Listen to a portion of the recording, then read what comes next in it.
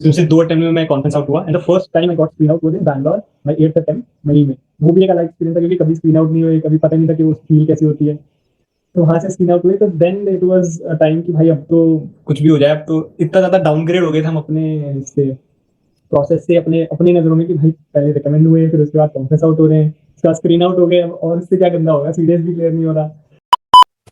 उसके बीच में तो सब कुछ चल रहा था, उसके बीच में सेल्फ डाउट भी चल रहा था, उसके बीच में अपने पे इतना ज़्यादा कॉन्फिडेंस भी नहीं आ रहा था, अंडर कॉन्फिडेंस चल रहे थे। फिर कभी कभी ऐसा लग रहा था कि एक बार तो तुक्के से ही हो जाते हैं लोग। तो जितना भी ओवर थिंकिंग कोई बंदा कर सकता है, सब कुछ हुआ है उस प्रोसेस के बीच में। बट वो ये कि जब तुम दोबारा दोबारा दोबारा करते रहते हो ये चीज़ें, तो ऐसा लगता है कि यार अब तो बहुत टाइम हो गया करते हुए, अब तो आ ही जाना चाहिए। और फिर अराउंड यू पीपल ऑल्सो, जो तुम्हारे साथ वाले रिकमेंड हो रहे होते हैं, अकेडमीज जा रहे होते हैं, तुम एक एक जगह पे खुश बहुत ज्यादा होते हो, दूसरी जगह पे ये होता है कि भाई अब तो ये भी चला गया, अब तो मुझे भी जाना है। अब तो अपना नंबर कब आएगा? अपना नंबर कब आएगा? वो वाला जो फैक्टर होता है, तो वो भी हिट करता है, जो एकदम ग्राउंड रियलिटी होती है कि भाई तुम्हारे साथ वाला एक अच्छा बंदा था, तुमने उसको सपोर्ट किया, he also got recommended, he also went to the academy, now it's your turn to prove yourself. क्योंकि किसी टाइम पे तो हमारे पास कोई नहीं होगा कि भाई तुम्हें बताएगा वो, तुम ऐसे करो, तो you have to figure out yourself thing. उसमें एक वर्ड आया था, मेरे ख्याल से ओथ आया था, तो उसमें मैंने लिखा था कि is the Lakshman Rekha for warriors. मतलब इतना कंफ्लिक्ट हो रहा था मेरे दिमाग में कि मेरे को हिंदी से इंग्लिश कन्वर्जन भी नहीं हो रहा था वहां पे, कि क्या लिखूं इसमें, मैं उसमें याद ही नहीं आ रहा। जबकि ओथ, अब मैं नॉर्मली सोचूं तो कितना नॉर्मल वर्ड है वहां पर लिखने के लिए, और वहां इतने अंडर प्रेशर हो गए थे आफ्टर 10-12 वर्ड्स वो नेगेटिव वाले, कि वो उस टाइम याद ही नहीं आ रहा था, 2-3 बीच में छूट गए थे वर्ड, तो वो वापस आके उनको दोबारा से लिखना। तो वो चीजें हैं जो 2-3 गलतियां वहां इंटरव्यू में हुई थी, पर वो इतनी ज्यादा बड़ी नहीं थी। जैसे क्या वो किसी ईडीएस के अटेम्प्ट्स उसने मुझसे पूछे, तो आई टोल्ड हिम कि मैंने 2 अटेम्प्ट्स दिए हैं। तो बातों-बातों में ऐसा हो गया कि उसने तीसरा अटेम्प्ट भी निकलवा दिया मेरे से, कि जो मैंने इस साल वाला 2023 का फर्स्ट अटेम्प्ट दिया था मैंने। तो मुझे बता दे कि 2 अटेम्प्ट दिए तुमने। तो उनका sorry sir, I I I I forgot. Forgot. तो वहाँ पे मैंने एक्सेप्ट कर लिया था जल्दी से कि सर यहाँ पे नहीं कोई और दिक्कत होनी चाहिए। बस 3 अटेम्प्ट दिए मैंने सीडीएस के, दैट्स ओके। नॉर्मल था वो ब्रिक्स वाला, कि एक तरफ से दूसरी तरफ जाना है। उसके 3 रास्ते थे और तीनों में 6 ऑब्स्टेकल था, और 6 के 6 मूविंग थे। और इतने इतने सारे उसने इंस्ट्रक्शंस दिए मुझे कि भाई ये, मतलब एक ऑब्स्टेकल था उसमें, बीच में था वो, और उसमें ऐसे रोटेटिंग वाले हैंडल थे उसके, वो ऐसे रोटेट भी होते थे। उसमें एक पिन थी, उसको निकाल दोगे तो वो ऐसे भी रोटेट होते थे, और वो स्टॉप भी हो जाते थे। तो बहुत सारी चीजें थी उसमें, उसने इतनी सारी चीजें बता दी ना मुझे। तो फिर मुझे देख के बोलता है कि are you afraid? No sir, I am overwhelmed by your instructions. तो इतने सारे तो इंस्ट्रक्शन दे दिए हमने कि ऐसे खुलता है, ऐसे खुलता है। जय हिंद दोस्तों, स्वागत है आपका एक नए वीडियो में। और आज है हमारे साथ नितिन भाई। Nitin got recommended twice for army, once for CDS IMA, and he recently got recommended for SSC Tech entry, and he is fit and already married in, and he is ready to join OTA. तो भाई congratulations. Thank you अंकुर भाई, thank you so much for the introduction. तो नितिन भाई कैसा लग रहा है? फिलहाल तो अब तो इस वाले अटेम्प्ट के बाद तो अब तो नॉर्मलाइज हो गई चीज़ें। उस टाइम पे अच्छा लग रहा था जिस टाइम रिकमेंड हुए थे दूसरी बार, इट वाज अ रिलीफ कि भाई चलो ठीक है, again the whole process has started and ended in a positive note. Okay, तो नितिन भाई थोड़ा सा अपना एक ब्रीफ इंट्रोडक्शन दे दो, ठीक है? थोड़ा सा बैकग्राउंड बता दो, नंबर ऑफ एसएसबी अटेम्प्ट्स बता दो, कितने रिकमेंडेशंस आए, क्या क्या तुमने देखा इस जर्नी में, थोड़ा सा बताइए हमारी ऑडियंस के लिए। तो from since childhood I have done all my schooling in APS, and after that I started giving my ND attempts जिसमें कोई भी रिटर्न क्लियर नहीं हुआ। So after that TS entry थी जो बहुत ज़्यादा एक होप थी। तो TS एंट्री भी नहीं आसानी से आ रही थी, बिकॉज उस टाइम पे 85 कट ऑफ जाती थी, अब वो बेस्ट ऑफ 3 लेते थे फिजिक्स केमिस्ट्री एंड मैथ्स। तो ओवरऑल तो अपनी परसेंटेज ठीक थी, पर बेस्ट ऑफ 3 वाज 80% समथिंग। तो वो 3-4 बार टीएस फॉर्म भरने के बाद फिर लास्ट बार आई थिंक थर्ड ईयर में मेरे टीएस की पहला अटेम्प्ट आया था, that was in 2019, second year I guess. तो 2019 में मैं अपना फर्स्ट अटेम्प्ट देने गया था कपूरथला, जिसमें मुझे कॉन्फ्रेंस आउट हुआ मैं वहाँ से। बट इट वाज रिलीफ कि चलो पहली बार गए, पहले पहले तो ये था कि भाई बस जाओ और कॉन्फ्रेंस तक पहुंच जाओ, बहुत बड़ी बात है कॉन्फ्रेंस तक पहुंचना, इतने सारे ऑफिसर्स हमें देखने बैठे हैं, हमारे लिए कर रहे हैं सब। बट मुझे नहीं पता था कि वो ब्लेसिंग इन डिस्गाइज है एक तरह से। तो आफ्टर 2019 मेरा 2021 में सेकंड अटेम्प्ट हुआ पीजीसी के लिए। देन उसमें भी conference out, and then multiple conference out होते रहे। So it was like 4th attempt तक which was my CDS IM attempt. पहली बार CDS या पहली बार में क्लियर हुआ, तो वहाँ गया मैं। फिर उस टाइम पे ऐसा एकदम माहौल हो गया था कि भाई अब तो CDS का अपॉर्चुनिटी आ गई, अब तो कुछ भी हो जाए, अब क्लियर करना है इसको। तो CDS का मैं हमेशा से यही था, क्योंकि NDA कभी क्लियर हुआ नहीं, तो this question was always relevant for me कि तुम्हारा कोई भी रिटर्न कभी क्लियर नहीं हुआ, you are only coming for the direct entries. तो ये पॉइंट मुझे अपने इंटरव्यू से खत्म करना था एक तरह से। तो आई prepared really hard for that attempt. मैं वहाँ जाके भी बहुत ज़्यादा पढ़ता रहता था। SSB में again my SSB was in Kapurthala, जहाँ से स्टार्ट किया था मैंने। तो वहाँ पर गया मैं, वहाँ से फिर बहुत अच्छा वो अटेम्प्ट हुआ, बहुत अच्छा प्रोसेस फॉलो किया हमने, और वहाँ पे जाके हम रिकमेंड हुए। दैट वाज द रिकमेंडेशन जो एकदम फील आया कि हाँ भाई ये रिकमेंड हुए हैं। And then that was like ground breaking from for me कि भाई अब तो कुछ नहीं चाहिए जिंदगी में, बस रिकमेंडेशन मिल गया। But after that also there was another struggle. उसके बाद मेडिकल्स हुए, मेडिकल्स में अनफिट हुए, मेरिट में आ गए, but still I had to start over everything. That was the period which was really hard. Not hard in the sense कि वो ये कि प्रोसेस को जब दोबारा फॉलो करना होता है, knowing that you have done it once, तो और थोड़ा बर्डन हो जाता है। So after my fifth attempt, my sixth, seventh, and eighth attempt also, I gave my SSBs. सिर्फ 2 अटेम्प्ट में मैं कॉन्फ्रेंस आउट हुआ, and the first time I got screen out was in Bangalore, my 8th attempt मई में। वो भी एक अलग एक्सपीरियंस था, क्योंकि कभी स्क्रीन आउट नहीं हुए, कभी पता नहीं था कि वो फील कैसी होती है। तो वहाँ से स्क्रीन आउट हुए, तो then it was a time कि भाई अब तो कुछ भी हो जाए। अब तो इतना ज़्यादा डाउनग्रेड हो गए थे हम अपने से प्रोसेस से, अपने अपनी नज़रों में, कि भाई पहले रिकमेंड हुए, फिर उसके बाद कॉन्फ्रेंस आउट हो रहे हैं, उसके बाद स्क्रीन आउट हो गए, और इससे क्या गंदा होगा, सीरियस भी क्लियर नहीं हो रहा। तो the ninth attempt was the again attempt in Jalandhar. Kapurthala से जब जलंधर शिफ्ट हो गया, तो मैं पहली बार गया वहाँ पे जलंधर में। तो ninth attempt was my SSC tech attempt. And by this time TDC भी आना बंद हो गई थी, क्योंकि पिछले एक साल में ऐसा हुआ कि उन्होंने TDC, my stream was automobile, so उन्होंने ऑटोमोबाइल की पहली TDC में अलग से वैकेंसी आती थी, तो TDC उन्होंने अमेलगेमेट कर दी मैकेनिकल के साथ। तो अगेन मैं 1% से हमेशा रह जाता हूँ TDC में, बिकॉज 81 उसकी आती है कट ऑफ, और हमारी 80% है। TDC भी नहीं आ रही थी, सिर्फ only the hope was SSC tech और CDS अगर कर पाओ तुम तो। So CDS was also not going good for me. SSC Tech was the only option. Then again Jalandhar गया मैं, वही same board. So of course एक कॉन्फिडेंस होता ही है, बट अगेन जब तुम स्क्रीन आउट के बाद आ रहे होते हो, तो तुम्हें पूरा प्रूव करना होता है अपने आप को। So yeah, the process again went well for me, and I again got recommended in this time, and hopefully first time में मैं medically fit हो गया, that was again a relief.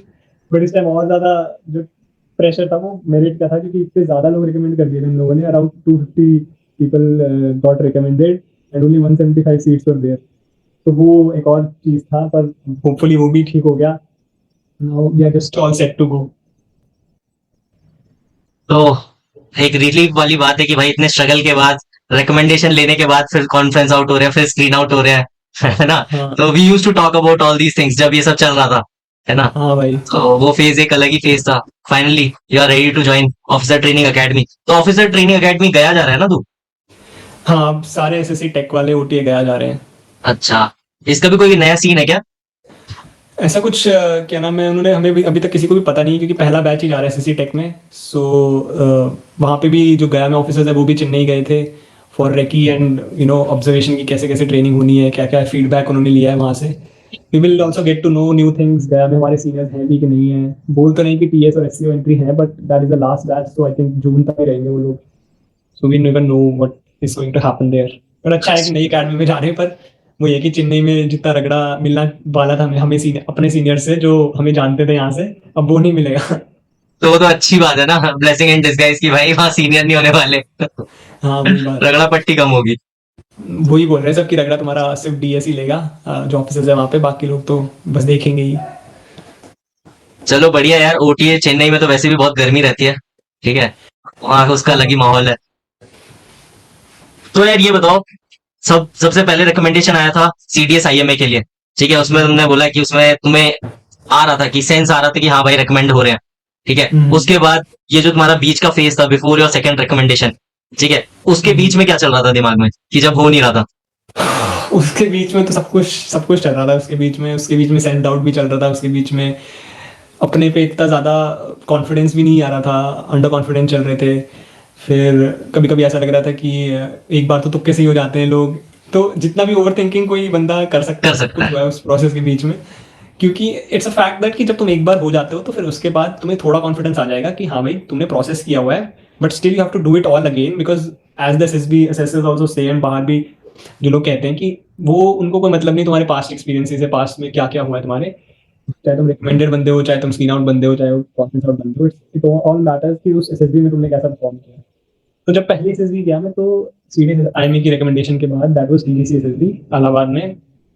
तो इलाहाबाद में मेरा परफॉर्मेंस जीटीओ में ऐसा लगा मुझे, मैं बहुत ज़्यादा ओवर कॉन्फिडेंट हो गया, मैं बोलता ही रहा।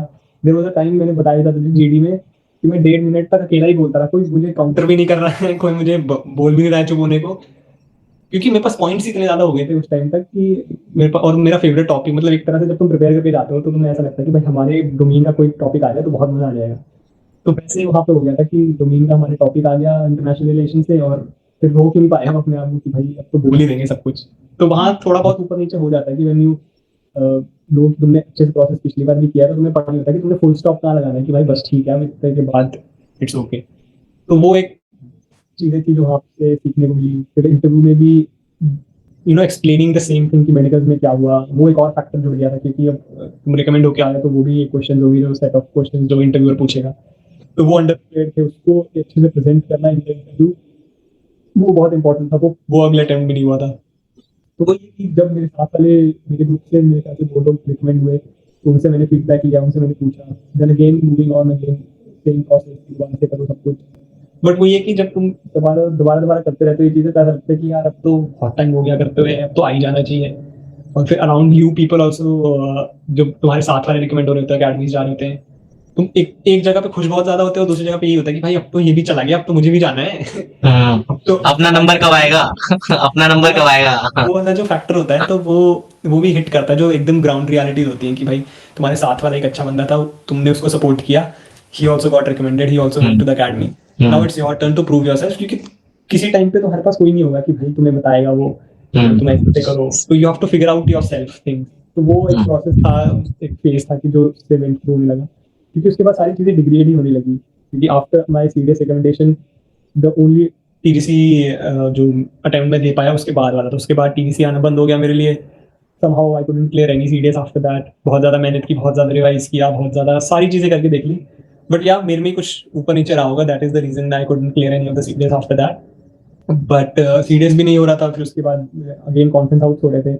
बट द मेजर थिंग, मेरा 2023 में मेरे को कई की पहली एसएसबी आई जब मई में, और वहां जाके मैं स्क्रीन आउट हो गया, then it hit me very hard कि भाई अब तो कुछ ज्यादा ही गलत कर रहा हूँ मैं कुछ, कि मैं स्क्रीन आउट हो गया। I never expect myself to be screen out. हाँ, वो हो सकता है कि अगर तुमने बहुत ज्यादा ब्लंडर कर दिया तुमने जीडी में या नरेशन में, पर वैसा परफॉर्मेंस भी ना किया, तुमने परफॉर्मेंस भी अपना बेस्ट किया, लोगों ने वहाँ तुम्हें नॉमिनेट भी किया नरेशन करने के लिए, फिर भी तुम नहीं हुए, तो फिर then it raises a doubt कि तुम्हारे अंदर ही कि कुछ तो गलत किया ही है तुमने।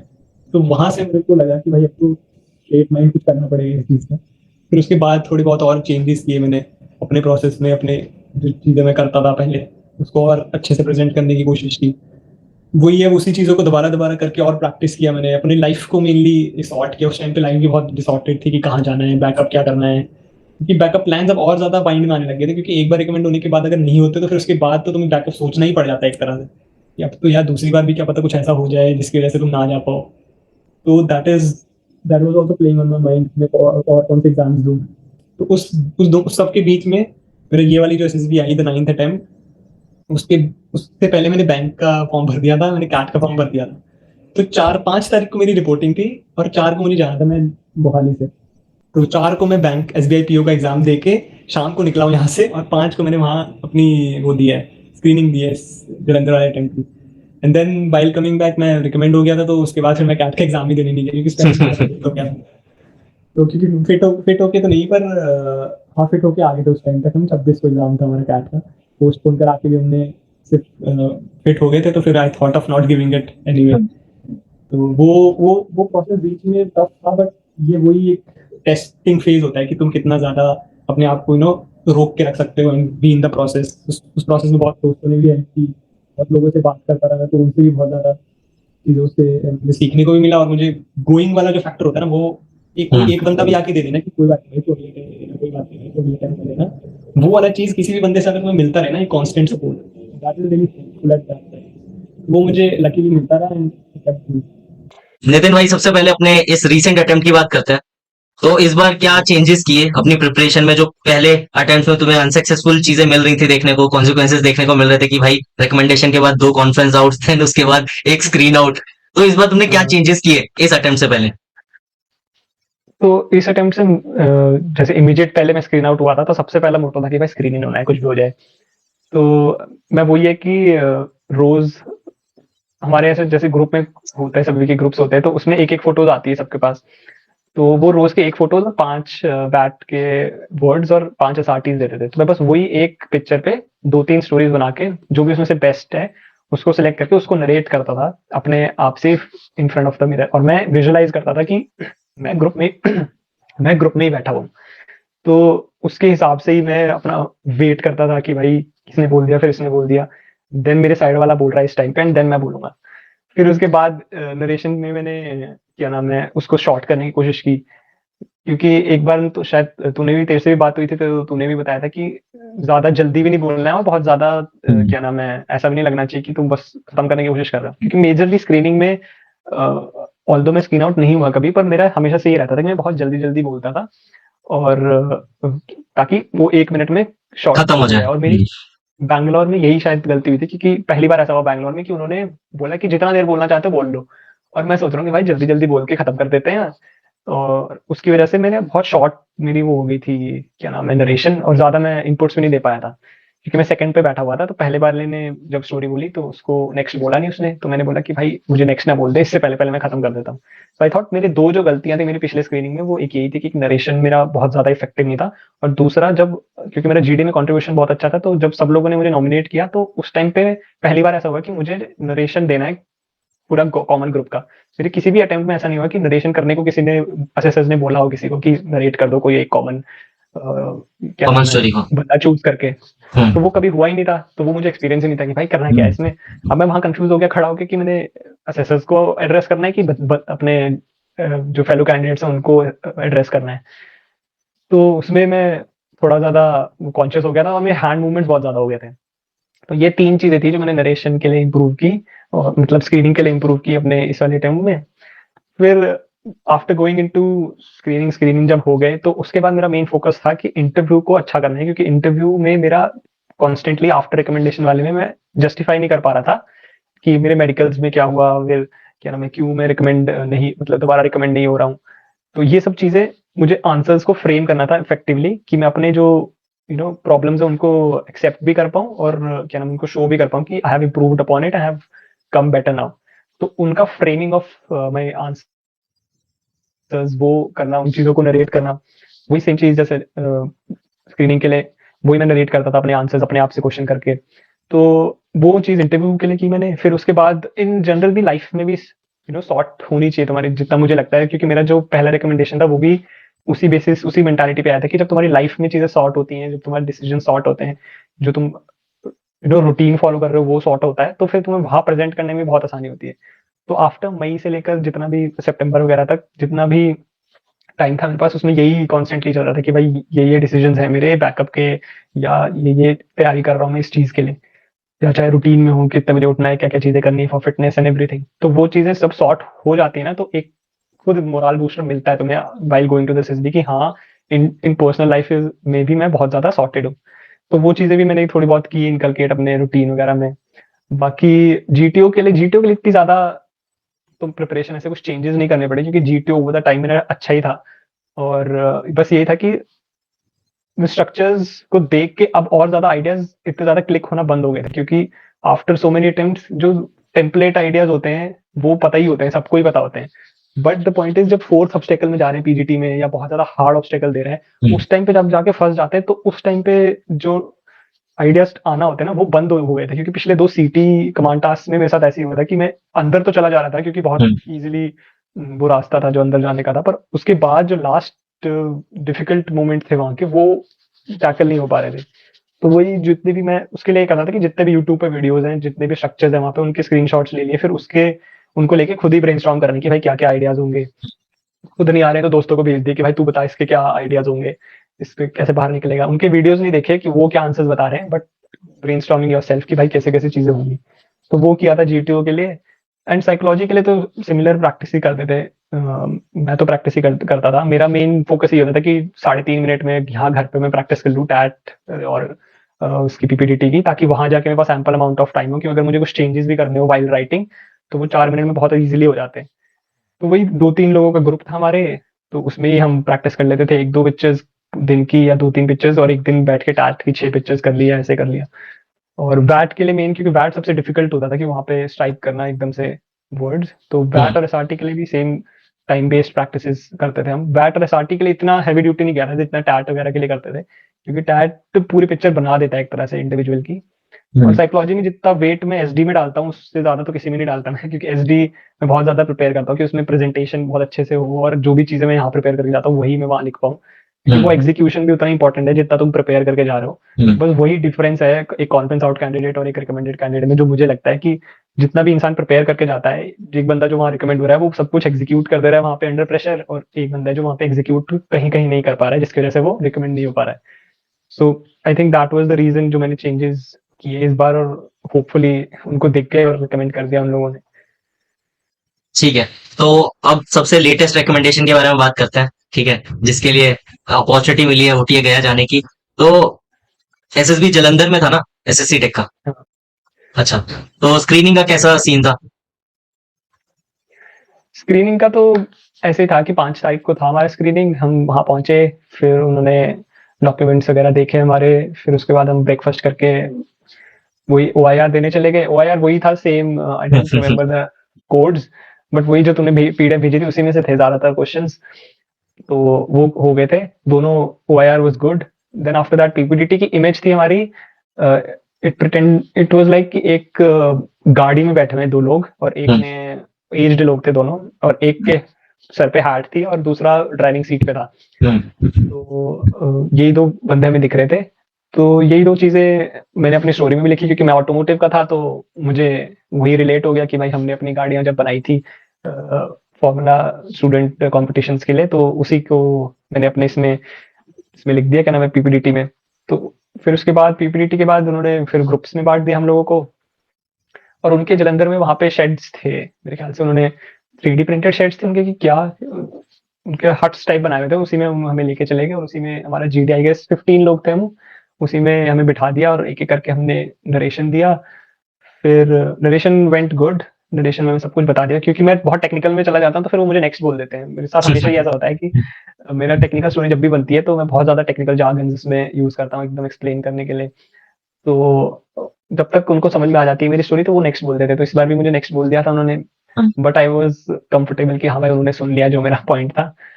फिर उसके बाद जीडी जब हुआ, जीडी में भी हम पहले सबने एक साथ स्टार्ट किया, तो फिर कोई नहीं सुन रहा था, तो अगेन उसने साथ साथ में हमें बांट दिया।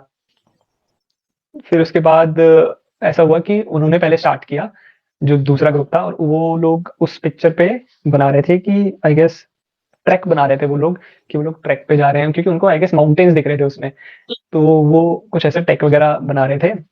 और हमारे ग्रुप में जब वो आया तो हमारे ग्रुप वाले क्या कर रहे थे कि वो उन्हीं का स्टोरी का जो थीम था वही उठा के सोच रहे थे कि इसी पे हम बिल्डअप कर देते हैं। तो मैं उनको वैसे ही सपोर्ट कर रहे थे हम लोग सारे कि हाँ भाई ठीक है ये कर लेते हैं वगैरह। तो एक पॉइंट आता है जब थोड़ा पॉज हो जाते हैं सब लोग, तो उस टाइम पे आई जस्ट पॉइंटेड आउट कि हमारे पास 2 ऑप्शंस हैं, क्योंकि मैंने सुना था एक बंदे ने हमारे ग्रुप में से स्टार्टअप कनक्लेव की स्टोरी बनाई थी, जिसमें उसने आई गेस रोड मिनिस्टर वगैरह को बुलाया था। तो मुझे मेरे दिमाग में बस ये था, क्योंकि एक ही बंदा था जिससे मेरी स्टोरी थोड़ी बहुत ही मैच हो रही थी, तो मैंने उसको बोला कि अपने ग्रुप को बोला कि हमारे पास 2 ऑप्शन है, इधर you can take the story of this trekking, और you can also make a story around the startup conclave where many people from different universities have come to present their ideas. और वहां पे as a chief guest इसको बुलाया हुआ है, road minister को, अपने नितिन गडकरी को, रोड एंड रेलवे जो भी मिनिस्टर है वो, तो उनको बुलाया हुआ उस चीज के लिए, क्योंकि उसमें एक एज्ड बंदा था उस पिक्चर में, तो वो हमें कहीं से कनेक्ट करना था। तो वहां पे थोड़े बहुत लोगों को वो समझ में आई स्टोरी, फिर हमने उसको बिल्डअप किया थोड़ा बहुत, तो हमारे एंड में स्टोरी वही बनी थी हमारे वाले ग्रुप की। फिर उसके बाद उसने दोबारा कंबाइन कर दिया ग्रुप को कि भाई अब दोबारा डिस्कस करो। अब दोबारा डिस्कस कर रहे हैं, तो एक तरफ उस कोने से एक बंदा बोल रहा है कि ट्रैकिंग पे बनाएंगे, हम इस तरफ से बोल रहे हैं स्टार्टअप वाला बनाएंगे, और उस उतने टाइम में उसने एसएसएस ने बंद कर दिया। मतलब okay that's all, now one of you can narrate the entire group story. And again पूरे ग्रुप ने मुझे नॉमिनेट कर दिया। अब मैं वहां डायलेमा में फंस गया कि मुझे उस ग्रुप की ट्रैकिंग वाली स्टोरी बतानी है कि मुझे इस ग्रुप की स्टार्टअप वाली स्टोरी बतानी है, क्योंकि डिसाइड तो हुआ ही नहीं कि कौन सी कॉमन स्टोरी है। तो अब मैं फंस गया। फिर मैंने उसके अराउंड स्टोरी फिर वहां खड़े खड़े मैंने बनाई एक स्टोरी जिसमें कैरेक्टर्स तो सेम थे, सब कुछ उन्हीं का ग्रुप का लिया था। फिर मैंने उसमें बनाया कि 4-5 दोस्त थे, उन्होंने ये स्टार्टअप कॉन्क्लेव अपने यूनिवर्सिटी में करवाया, जो कि जिसमें ये सब कुछ स्टार्टअप, बहुत सारे यूनिवर्सिटीज के और बच्चे आए और रोड मिनिस्टर को बुलाया, और उसके बाद to celebrate the successful completion of this conclave वो लास्ट में ट्रैक पे चले गए। तो मैंने जोड़ा, फिर उसके ट्रैक में थोड़ी बहुत डिटेल्स दे दी, ताकि थोड़ा बहुत तो कहीं से दोनों चीजों का मैच हो जाए, क्योंकि मेरे पास कोई ऑप्शन ही नहीं था उस टाइम पे कि मैं किसका स्टोरी बताऊं। तो मैंने ये बता दी, फिर उसके बाद किसी को दिक्कत तो थी हुई नहीं उस, क्योंकि ऑब्वियसली कोई नहीं बोलता ज्यादातर, तो इफ किसी को प्रॉब्लम ना हो, तो किसी को प्रॉब्लम थी नहीं, उन्होंने बोला कि ठीक है बैठ जाओ, और then we went back in the sheds. फिर बहुत टाइम लगा, मेरे ख्याल से 140 150 की रिपोर्टिंग थी इससे एसएससी टेक की, तो सबका बैचेस हो रहे थे। फिर मेरे ख्याल से 2-2:30 बजे उन्होंने रिजल्ट सुनाया, एंड वी गॉट, और उस टाइम पे क्योंकि स्क्रीन आउट होके आए थे तो ऐसा लगा था भाई अब तो नाम आ ही जाना चाहिए, एंड हमारा नाम आया। मेरे ख्याल से मेरा 28 चेस्ट नंबर था आफ्टर कॉन्फ्रेंस, मतलब आफ्टर स्क्रीनिंग वाला, और मेरा बिफोर स्क्रीनिंग वाला 27 था, और 30 बंदे उन्होंने लिए थे। तो पहले 27 तक तो ऐसे धक धक हो रही थी कि भाई 30 ही लेंगे क्या यार, अब तो लेंगे भी नहीं क्या, मैं अभी अच्छा तो कर लिया। और हमेशा ऐसा होता है कि मेरे ग्रुप से बहुत ज्यादा लोग लेते हैं वो लोग, तो इस बार भी ऐसा हो, मेरे ख्याल से हमारे पूरे 15 में से 5-6 लोग उन्होंने उठा लिए थे तब तक। और मैं सोच रहा हूँ भाई मेरे को छोड़ के फिर से सबको उठा लेंगे क्या, पिछली बार भी यही हुआ था बैंगलोर वाले सीजन में। तो होपफुली उन्होंने 28 चेस्ट नंबर मेरा बोल दिया, और मैं चला गया वहाँ रिलीफ में एकदम, भाई के शुक्र है हो गए। उसके बाद उन्होंने 2 और बंदे बुलाए, and then that was all for the screening. Okay, तो यार मतलब टोटल 9 अटेम्प्ट्स में you got screened in 8 times. या तो मुझे कुछ ऐसी चीजें बता सकता है, like 3 things which you keep in mind कि यार मैं जब स्क्रीनिंग देने जा रहा हूँ तो मेरे दिमाग में ये 3 चीजें होनी चाहिए, ये चीजों पे मुझे फोकस करना चाहिए, ठीक है, in order to ensure my screening. Although कोई भरोसा नहीं है भाई कि कितना भी कुछ भी एफर्ट डाल लो वो अल्टीमेटली उनके ऊपर डिपेंडेंट है, बट हमारी साइड से हमें कौन सी 3 चीजों पे फोकस करना चाहिए बिफोर स्क्रीनिंग? मैं 3 चीजें वैसे बताता हूँ कि नोइंग दैट कि तुमने ओआईआर अच्छे से प्रिपेयर किया हुआ है, सब कुछ अच्छे से प्रिपेयर किया है, but still you have to keep these 3 things in mind कि जब भी तुम पीपीडीटी पे जा रहे हो तो उस टाइम पे इतनी ज्यादा आफ्टर पीपीडीटी, जब तुमने स्टोरी वगैरह लिख दी है और तुमने अपना पूरा पोटेंशियल दे दिया उस पीस ऑफ पेपर में, उसके बाद जो टाइम मिलता है ना तुम्हें, कि भाई उसके बाद से लेकर जीडी तक, उस टाइम में तुम्हें इतनी ज्यादा बातचीत नहीं कर लेनी चाहिए बाकी लोगों से, जैसे मैं तो बिल्कुल भी नहीं करता था। और कुछ लोग होते थे वो बहुत ज्यादा बातचीत कर रहे होते थे कि तेरी स्टोरी क्या है या मेरी स्टोरी क्या है। तो पहली चीज तो मेरे दिमाग में रखता था कि स्क्रीनिंग तक मेरा टनल विजन है, मैं कुछ नहीं सुन रहा हूँ, मैं कुछ नहीं देख रहा हूँ आसपास, मैं जो प्रिपेयर करके आया हूँ मुझे यहाँ इंप्लीमेंट करना है, दैट इज ऑल। और कुछ भी नहीं सोच रहा होता था मैं उस टाइम पे। पीपीटी की जैसे ही मैंने स्टोरी लिखी, चाहे कोई ऐसी भी स्टोरी हो, मैं उसी को इम्प्रोवाइज करने के लिए जो मैंने पॉइंट्स लिखे हैं उसको मैं 3 फेज में बांट देता था, कि पहले इंट्रोडक्शन में मैं क्या 2 लाइन 3 लाइन बोलूंगा, फिर मिडल ऑफ द पार्ट में क्या 2-3 लाइन बोलूंगा, अगर उसने वहां तक सुन लिया तो उसके बाद कंक्लूजन में मैं क्या बोलूंगा। तो यही चीज मैं दोबारा दोबारा रिपीट करता रहता था, जब तक भी मेरी चांस नहीं आए, चाहे 30 बार करो, 40 बार करो, कितनी बार भी करते रहो। तो पहली थिंग तो ये थी कि मैं हमेशा ध्यान रखता था कि कभी भी मैं ज्यादा बात नहीं कर रहा हूँ किसी से भी। एंड सेकंड, जब मैं वहां चला गया नरेशन के टाइम पे, तो नरेशन के मेरे जो बगल वाला है, अगर मैं फर्स्ट में नहीं बैठा हूँ, फर्स्ट 2 में नहीं बैठा हूँ, अगर मैं बीच में या कहीं भी बैठा हूँ, तो उसके मेरे जो जैसे जो पिछला वाला बंदा है उससे पहले वाले की मैं सबकी स्टोरी सुनता हूँ अपनी स्टोरी भूल के, in sense back of the mind रहता है, पर अपनी स्टोरी में रिवाइज नहीं कर रहा हूँ उस टाइम पे, पर मैं हर एक बंदे की स्टोरी सुन रहा हूँ उस टाइम पे बहुत ध्यान से, कि कोई भी ऐसा पॉइंट हो जो मेजर मेजर पॉइंट्स होते हैं जो उठा लेने, तुम्हें पूरी स्टोरी सुनने की जरूरत नहीं है।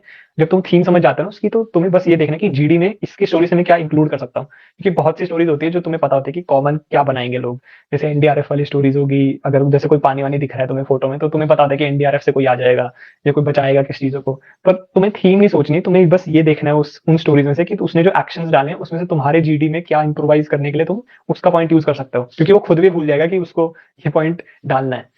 तो मैं ये ध्यान रखता था कि मैं हर बंदे की स्टोरी सुनूं अच्छे से। फिर जब मेरे साइड वाले की बारी आ जाती थी तब मैं बंद हो जाता था उसकी स्टोरी सुनना, तब मैं सिर्फ अपनी रिवाइज कर रहा हूँ स्टोरी, जितनी भी अच्छे से मैं रिवाइज कर सकूं। वो मेन पॉइंट होता है कि स्टार्ट अच्छे से हो जाए। मेन दिक्कत यही होती है कि जब तुम स्टार्ट नहीं ले पाते ना अच्छे से, तो then your whole momentum breaks.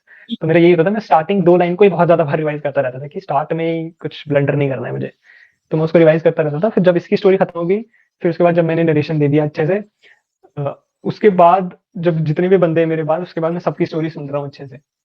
And third thing in the GD, कभी भी ये भी मतलब अपनी, मैं ऐसा मानता था कि मैं अपनी स्टोरी भूल जाता था जीडी में, मैं अपने स्टोरीज को पिच इन ही नहीं करता था बिल्कुल भी, क्योंकि मुझे पता था कि डाइवर्स बंदे के आइडियाज हैं, तो उनके आइडियाज को मैं पिच इन कर दूंगा तो वो लोग खुश हो जाएंगे, एक तरह से वो लोग सपोर्ट कर देंगे। और अगर मुझे कुछ नया स्टोरी भी लाना होगा ना उस जीडी में, तो वो भी मेरी सुन लेंगे उस टाइम पे। तो मैं पहले कभी-कभी होता था कि मैं इनिशिएट कर रहा था, क्योंकि इनिशिएशन का कोई मतलब नहीं होता था एक टाइम के बाद। फिर मैंने छोड़ दिया था इनिशिएट करना। पहले अटेम्प्ट में ही हुआ था कि मैंने इनिशिएट किया और सबने सुन लिया। उसके बाद जब रिपीटर्स बैच में चले जाते हो, then there is no point of initiating, और कोई सुन नहीं रहा होता उस टाइम पे। तो you have to wait for the right moment, कि एक टाइम के बाद जब तुम्हें बोलना ही पड़ेगा, वो जब मोमेंट आ जाता है ना, तो तुम्हें फिर कम से कम 50 या 60 सेकंड्स तक कंटिन्यूअस बोलना पड़ेगा, ताकि जो दूसरा बंदा है वो शांत हो जाए, जो तुम्हारे ग्रुप का है। क्योंकि अगर तुम 10 सेकंड 20 सेकंड तक बोल रहे हो ना, तो वो तुम्हें चुप करा देगा, या तुम खुद ही चुप हो जाओगे उसके बोलने, उसको बोलता देख। तो मेन मेन फोकस यही होता है कि जब भी तुम अपना बोलना स्टार्ट करो जीडी में, तो उसको कंटिन्यूअसली बोलते रहो, ताकि एक पॉइंट के बाद जब तुम्हारा एंड होने वाला होता है, तो तुम वो सारी चीजें तुम बंदे सुन लेते हैं वहां पे। तो तीसरी चीज ये होती थी कि एक बस वो लूप होल ढूंढो कि कहाँ पे तुम्हें वो चीजें पिचिंग करनी है। बहुत बार ऐसा हुआ है मेरे साथ स्क्रीनिंग में कि मैं नया आइडिया पिचिंग कर देता हूँ, जो किसी ने भी नहीं दिया होता है पूरे ग्रुप में से, और वो मान भी जाते हैं उसके लिए कि चलो ठीक है यही कर लेते हैं। तो वो वाली चीजें भी तभी होती है जब तुमने ग्रुप के बंदों के जो पॉइंट्स है वो तुमने इंक्लूड कर दिए अपने साथ। और एक चीज जो बंदे बहुत ज्यादा भूल जाते हैं, वो प्रोसेस फॉलो करना भूल जाते हैं। मैं जैसे जब भी वो इंस्ट्रक्शंस दे रहा होता है जीटीओ आके, तुम भी कभी भी नोट करना, जीटीओ जो पहली बार इंस्ट्रक्शन देगा आके इसमें, जब तुम्हारी पीपीटी खत्म हो जाता है, उसके बाद एक जीटीओ आता है टू टेल यू कि अब तुम्हें ग्रुप्स में बांट देंगे, and you have to narrate these things, you have to tell age gender and mood. तो वो जो ऑर्डर बताता है उस टाइम पे, जो एज और जेंडर और मूड जिस जैसे तुम्हें बोलना है, वो मैं हमेशा याद रखता था कि उसी ऑर्डर में बोलूंगा मैं जब मैं नरेट करूंगा, और उसी ऑर्डर में मैं बताऊंगा जब हम जीडी में डिस्कस कर रहे होंगे कि एज जेंडर मूड हम ये डिसाइड करते हैं। क्योंकि वो उसने इंस्ट्रक्शंस दिए हैं, और वो सिर्फ एक ही बार देता है। वो कभी भी नोटिस करना, एटलीस्ट इन आर्मी एसएसबीज, कि वो जब तुम वहां बैठ जाते हो नरेशन के टाइम पे, तब नहीं बताता है वो कि तुम्हें कैसे नरेट करना है या कैसे चीजें बतानी है। तो वो जब भी होगा वो एक ही बार बताएगा, या तो वो पहले बता देगा जीडी से, या वो उसी टाइम बता देगा जब तुम पीपीटी करके जाओगे। तो वो इंस्ट्रक्शंस फॉलो करना बहुत ज्यादा मैं इंपॉर्टेंट मानता था, कि भाई वो चीजें मैं एकदम से याद रखूंगा, या मैंने लिख लिया कहीं पे या मेमोराइज कर लिया, तो मैं उसी ऑर्डर में प्रिपेयर भी करता था पीपीटी के बाद जब लिख लिया, और उसी ऑर्डर में नरेट भी करता था। तो यही तीन चीजें जो मैं हमेशा याद रखता था कि भाई ये चीजें हमेशा करनी है। चलो ठीक है, फिर मतलब स्क्रीनिंग हो जाते हैं, पहले स्क्रीन आउट के बाद, ठीक है। तो स्क्रीनिंग हो जाता है, फिर उसके बाद हमारा आता है नेक्स्ट डे पे साइकोलॉजी, ठीक है। हम्म। तो साइकोलॉजी कैसा गया था तेरा इस अटेम्प्ट का? साइकोलॉजी टैट अच्छा गया था, वैट इतना अच्छा नहीं गया था मेरा। वैट एवरेज, एवरेज ही मानूंगा कि मैं एवरेज ही गया था। एसआरटी भी नॉर्मली गया था मैं, जितना हमेशा जाता है। एसडी अच्छा गया था, मतलब जितना भी मैं सोच के गया था वो सब कुछ लिख दिया था मैंने वहां पे। तो मेजर ये था कि टैट अच्छा गया था हमारा, क्योंकि टैट में इस बार हमें पिक्चर्स कोई भी पिक्चर, हमें सिर्फ एक पिक्चर आई थी 11 पिक्चर्स में से, जो इसमें प्रॉब्लम दी हुई थी, जिसमें वॉर लाइक सिचुएशन दी हुई थी। और कोई पिक्चर नहीं थी जिसमें प्रॉब्लम दी थी, सारी पिक्चर्स न्यूट्रल थी और इमोशन बेस्ड थी एक तरह से। ये मम्मी, या फिर एक मदर और एक बच्चा खड़ा है, या अकेला लड़का ही खड़ा है, या एक कलीग वगैरह खड़े हुए दो तीन, तो ज्यादातर सारी न्यूट्रल पिक्चर्स थी, तो ज्यादातर इमोशंस बेस्ड पिक्चर जो स्टोरी था वो बन रही थी। तो वो टैट मेरे ख्याल से मेरा अच्छा गया था। वैट में ये था कि वैट इतना अच्छा नहीं गया था इस बार मेरा। बाकी एसआरटी और एसडी नॉर्मल गए थे। अच्छा यार, तो हम लोग टैट का थोड़ा सा डीप में डिस्कशन करते हैं, क्योंकि TAT plays a very crucial role in psychology. Hmm. ठीक है, तो कुछ एग्जांपल्स देगा कि जैसे ये पिक्चर आई थी तो मेरी जो स्टोरी थी इस थीम के अराउंड थी, ऐसे करके कुछ जो तूने अभी इसी वाले अटेम्प्ट में लिखा हो उस पिक्चर पे बेस्ड। जैसे टैट में जो पहली पिक्चर हमें आई थी उसमें नॉर्मल था, एक ऐसे स्टूडेंट स्टूडेंट नहीं पर ऐसे एक लड़का बैठा हुआ था बेंच पर, पीछे पार्क का वो था, सिनेरियो था कि पीछे उसके नीचे नीचे साइड पार्क था, और वो ऊपर बेंच पे बैठा था पेड़ के नीचे। उसके स्लीव्स फोल्डेड थे, फॉर्मल्स फॉर्मल्स टाइप के उसमें था वो अटायर में। हम्म। तो उसके अराउंड अब जैसे पहली ही मेरी स्टोरी थी ये, तो पहली स्टोरी बहुत लंबी बनती, मतलब बहुत ज्यादा डाइवर्स बनती है पहली स्टोरी, क्योंकि पहली स्टोरी में सबसे ज्यादा टाइम होता है, एकदम फ्रेश माइंड होता है। तो मेरा यही था कि मैंने इस पे स्टोरी बनाई थी कि वो डिजाइनर है मारुति में, and he was given the task to tell about the safety standards of Maruti vehicles, और उसको इम्प्रूव कैसे किया जा सकता है। तो उसके लिए वो ब्रेनस्टॉर्म करता था एक तरह से जाके वहां उस एरिया में, क्योंकि वो एकदम अकेला बैठा हुआ था, और उसके चेहरे से भी ऐसा लग रहा था कि वो कुछ सोच रहा है, ना उसके हाथ में फोन था ना कुछ था। तो brainstorming was the only option that you could include in that picture. ये कुछ और तुम थीम रख सकते थे, पर मैंने उस टाइम पे ब्रेनस्टॉर्म रखा था कि उस एरिया में जाके वो आराम से ब्रेनस्टॉर्म करता था, जो भी उसने पढ़ी है चीजें, उसको सोचता था कि क्या क्या चीजें और इम्प्रूव होनी चाहिए। तो उसके अराउंड मैंने पिक्चर उस पिक्चर के अराउंड मैंने यही स्टोरी बनाई थी कि उसने कैसे कैसे चीजें उस पर रिसर्च की, कैसे अपने कलीग से पूछा, कैसे सीनियर से पूछा, कैसे अपने कॉम्पिटिटर्स की जो व्हीकल्स है उनको देखा, उनके सेफ्टी स्टैंडर्ड्स को देखा। उन सब को इनकलकेट करके अपने फिर एकदम टेक्निकल चीजें एनसीस वगैरह पे एनालिसिस किया मटेरियल्स का, कौन कौन से और मटेरियल्स हो सकते हैं, उन सब चीज़ों को लिखा। फिर उसके बाद अपने मैनेजर्स को प्रेजेंटेशंस वगैरह दी। फिर उसके बाद वो उसके एक मॉडल बनाया था उसने कि ये मटेरियल हम यूज़ कर सकते हैं अपने व्हीकल्स पे to increase the factor of safety and tensile strength. तो ये सब चीज़ें इंक्लूड करके फिर उसने प्रेजेंटेशन दी और उसका मॉडल एक्सेप्ट हुआ था। उस पे काम, पायलट प्रोजेक्ट पे काम होना स्टार्ट हो गया था। तो इसके अराउंड मैंने वो बनाई थी स्टोरी एक तो। और दूसरी भी एक स्टोरी थी जिसपे अब इमोशन बेस्ड स्टोरी थी एक, जिसमें एक गेट पे मदर खड़ी हुई है और एक बच्चा जा रहा है, रोड रोड पे जा रहा है। He was also in formal attire, और वो ऐसा लग ही रहा था कि उसी घर से निकल के गया है, क्योंकि उस रोड के बिल्कुल साइड साइड में उनका घर था और उस पे दरवाजे पे ही माता जी खड़ी थे। तो उस पे ही हमने स्टोरी बनाई थी। वो फिर मेरे से रिलेटेड स्टोरी थी पूरी, कि all my struggle, how my family helped in my struggle. तो उसमें अब जैसे मेरे को जो मुझे फायदा लगा of doing my TAT in 3.5 minutes at home, कि जब भी मैं वहां जब टैट लिख रहा था तो वहां सोच रहा था मैं कि भाई अब मैंने अगर फादर और मदर दोनों लिख दिया कि मैं दोनों से बात करता हूँ या दोनों ने मेरी बहुत ज्यादा हेल्प की, so that would not be from my personality, क्योंकि मुझे भी पता है कि मैं ज्यादातर अपनी मदर से बात करता हूँ और अपनी मदर ही है जो मुझे बहुत ज्यादा एकदम से एक्सप्रेस करती है अपनी इमोशंस। तो वो एकदम से माइंड में वहां स्टक हुआ, क्योंकि मैं बहुत ज्यादा आराम से लिख रहा था उस टाइम पे, क्योंकि मुझे पता था लिखने में मेरे पास बहुत ज्यादा टाइम है। तो उसी के अराउंड मैंने स्टोरी बनाई थी कि एक बच्चा है, वो बहुत ज्यादा मल्टीपल अटेम्प्ट्स दे रहा है अपने गोल को पाने के लिए, सीडीएस वगैरह। तो उसमें वो बार बार फेल हुआ है, but still his mother is concern of it, और उसको बताती है कि चीजें आसानी से नहीं मिलेंगी, क्या क्या चीजें तुम्हें करनी पड़ेंगी इस चीज के लिए। तो वो सारी चीजें मैंने इंक्लूड की उसमें। उसमें बोला मैंने कि मैं अपने पेरेंट्स के साथ बात करता था इस चीज के बारे में, उनके साथ शेयर करता था चीजें, but mother was the one who used to express more rather than my father. Although he was also concerned of me, but mother was one who always expressed her emotions and tried to make me feel better. तो वो सारी चीजें include की। फिर उसमें picture में भी include हो गई वो, कि जब वो अपना एग्जाम देने जा रहा था उस दिन, उसकी मम्मी ने क्या क्या चीजें की, कैसे उसको कॉन्फिडेंस दिलाया। और फिर वो जब जा रहा था तो उसकी मदर कंसर्न थी, क्योंकि उसके चेहरे पे दिखा था कंसर्न पिक्चर में भी, तो उसकी मदर कंसर्न भी थी that would he do good और नॉट। बट जो स्टूडेंट था उसके चेहरे भी दिख रहा था हमें, पर वो कॉन्फिडेंट लग रहा था। तो उस पे वो कॉन्फिडेंट था ऑन द अदर साइड कि हाँ अब this time I would do good. और वही हुआ स्टोरी में कि he gave the paper, he cleared the paper, and then you know did well in the SSB as well. तो वो सारा मैंने स्ट्रक्चर करके उस पर स्टोरी बनाई थी। तो ज्यादातर स्टोरीज ऐसी family related he stories I थी उस टाइम में टैट में ज्यादातर। तो वो एक बेनिफिट फैक्टर था हमारे लिए कि भाई जो तुम हो तुम वही प्रेजेंट कर पाओगे इस बार। ठीक है। और ये ब्लाइंड स्टोरी के लिए क्या करता था? ब्लाइंड स्टोरी इस बार क्या लिखी थी इस वाले में? ब्लैंक स्टोरी इस बार मैंने फुटबॉल टूर्नामेंट लिखी थी, क्योंकि मेरी इंजीनियरिंग से स्टोरी हो गई थी बहुत ज्यादा। 2 बार मेरे ख्याल से इंजीनियरिंग रिलेटेड मेरी स्टोरी हो गई थी। नहीं तो मैं ब्लैंक स्टोरी में ज्यादातर ये टेक्निकल स्टोरी लिखता हूँ कि मैंने जो जो प्रोजेक्ट्स किए अपने, जो एक्स्ट्रा करिकुलर में वहां लिखता हूँ पीआईक्यू में, तो उसके रिलेटेड मैं स्टोरी रखता हूँ। पर स्पोर्ट्स वाला कोई भी मेरे 11 स्टोरीज में आया ही नहीं था कुछ भी सेक्शन। तो मैंने वहां एट द मोमेंट सोचा था कि भाई स्पोर्ट्स से रिलेटेड कुछ लिखते हैं, नहीं तो वो मैच ही नहीं होगा बिल्कुल पीआईक्यू से कुछ भी, सारी टेक्निकली स्टोरीज बन जाएंगी फिर। तो मैंने फुटबॉल टूर्नामेंट के अराउंड अपनी स्टोरी बनाई थी कि कैसे कैसे ऑर्गेनाइज किया, parallel to some one more event मैंने शायद इंक्लूड किया था उसमें, अब याद नहीं है, पर मेन मेजर स्टोरी वो स्पोर्ट्स से रिलेटेड ही थी, ताकि उस वो वाला फैक्टर भी कवर हो जाए। तो उसके बाद हमारा आ जाता है वैट, वर्ड एसोसिएशन टेस्ट। तो वर्ड एसोसिएशन टेस्ट में तूने बोला कि ज्यादा खास गया नहीं तेरा, एवरेज गया तू बोल रहा है, ऐसा क्यों बोल रहा हाँ, क्योंकि इस बार क्या हुआ कि वैट में पहले 10 या 15 जो वर्ड्स थे, हमें आदत है कि नॉर्मल वर्ड्स आएंगे है? जो हम ठीक ठीक कर लेंगे, पर इस बार क्या हुआ कि 10-12 वर्ड उन्होंने पहले नेगेटिव ही दे दिए सारे के सारे। तो बहुत ज्यादा कंफ्लिक्ट हो रहा था दिमाग में कि क्या कैसे लिखें, क्या चीज लिखनी है इसमें, क्या नहीं लिखनी है। बहुत ज्यादा कॉशियस हो रहा था मैं। हम्म। तो उसमें उसके चक्कर में इतना ज्यादा अच्छे जो क्वालिटी वर्ड्स हैं वो नहीं आए, वो सेंटेंसेस है वो नहीं आए थे। उसमें एक वर्ड आया था मेरे ख्याल से ओथ आया था। तो हम्म। उसमें मैंने लिखा था कि is the Lakshman Rekha for warriors.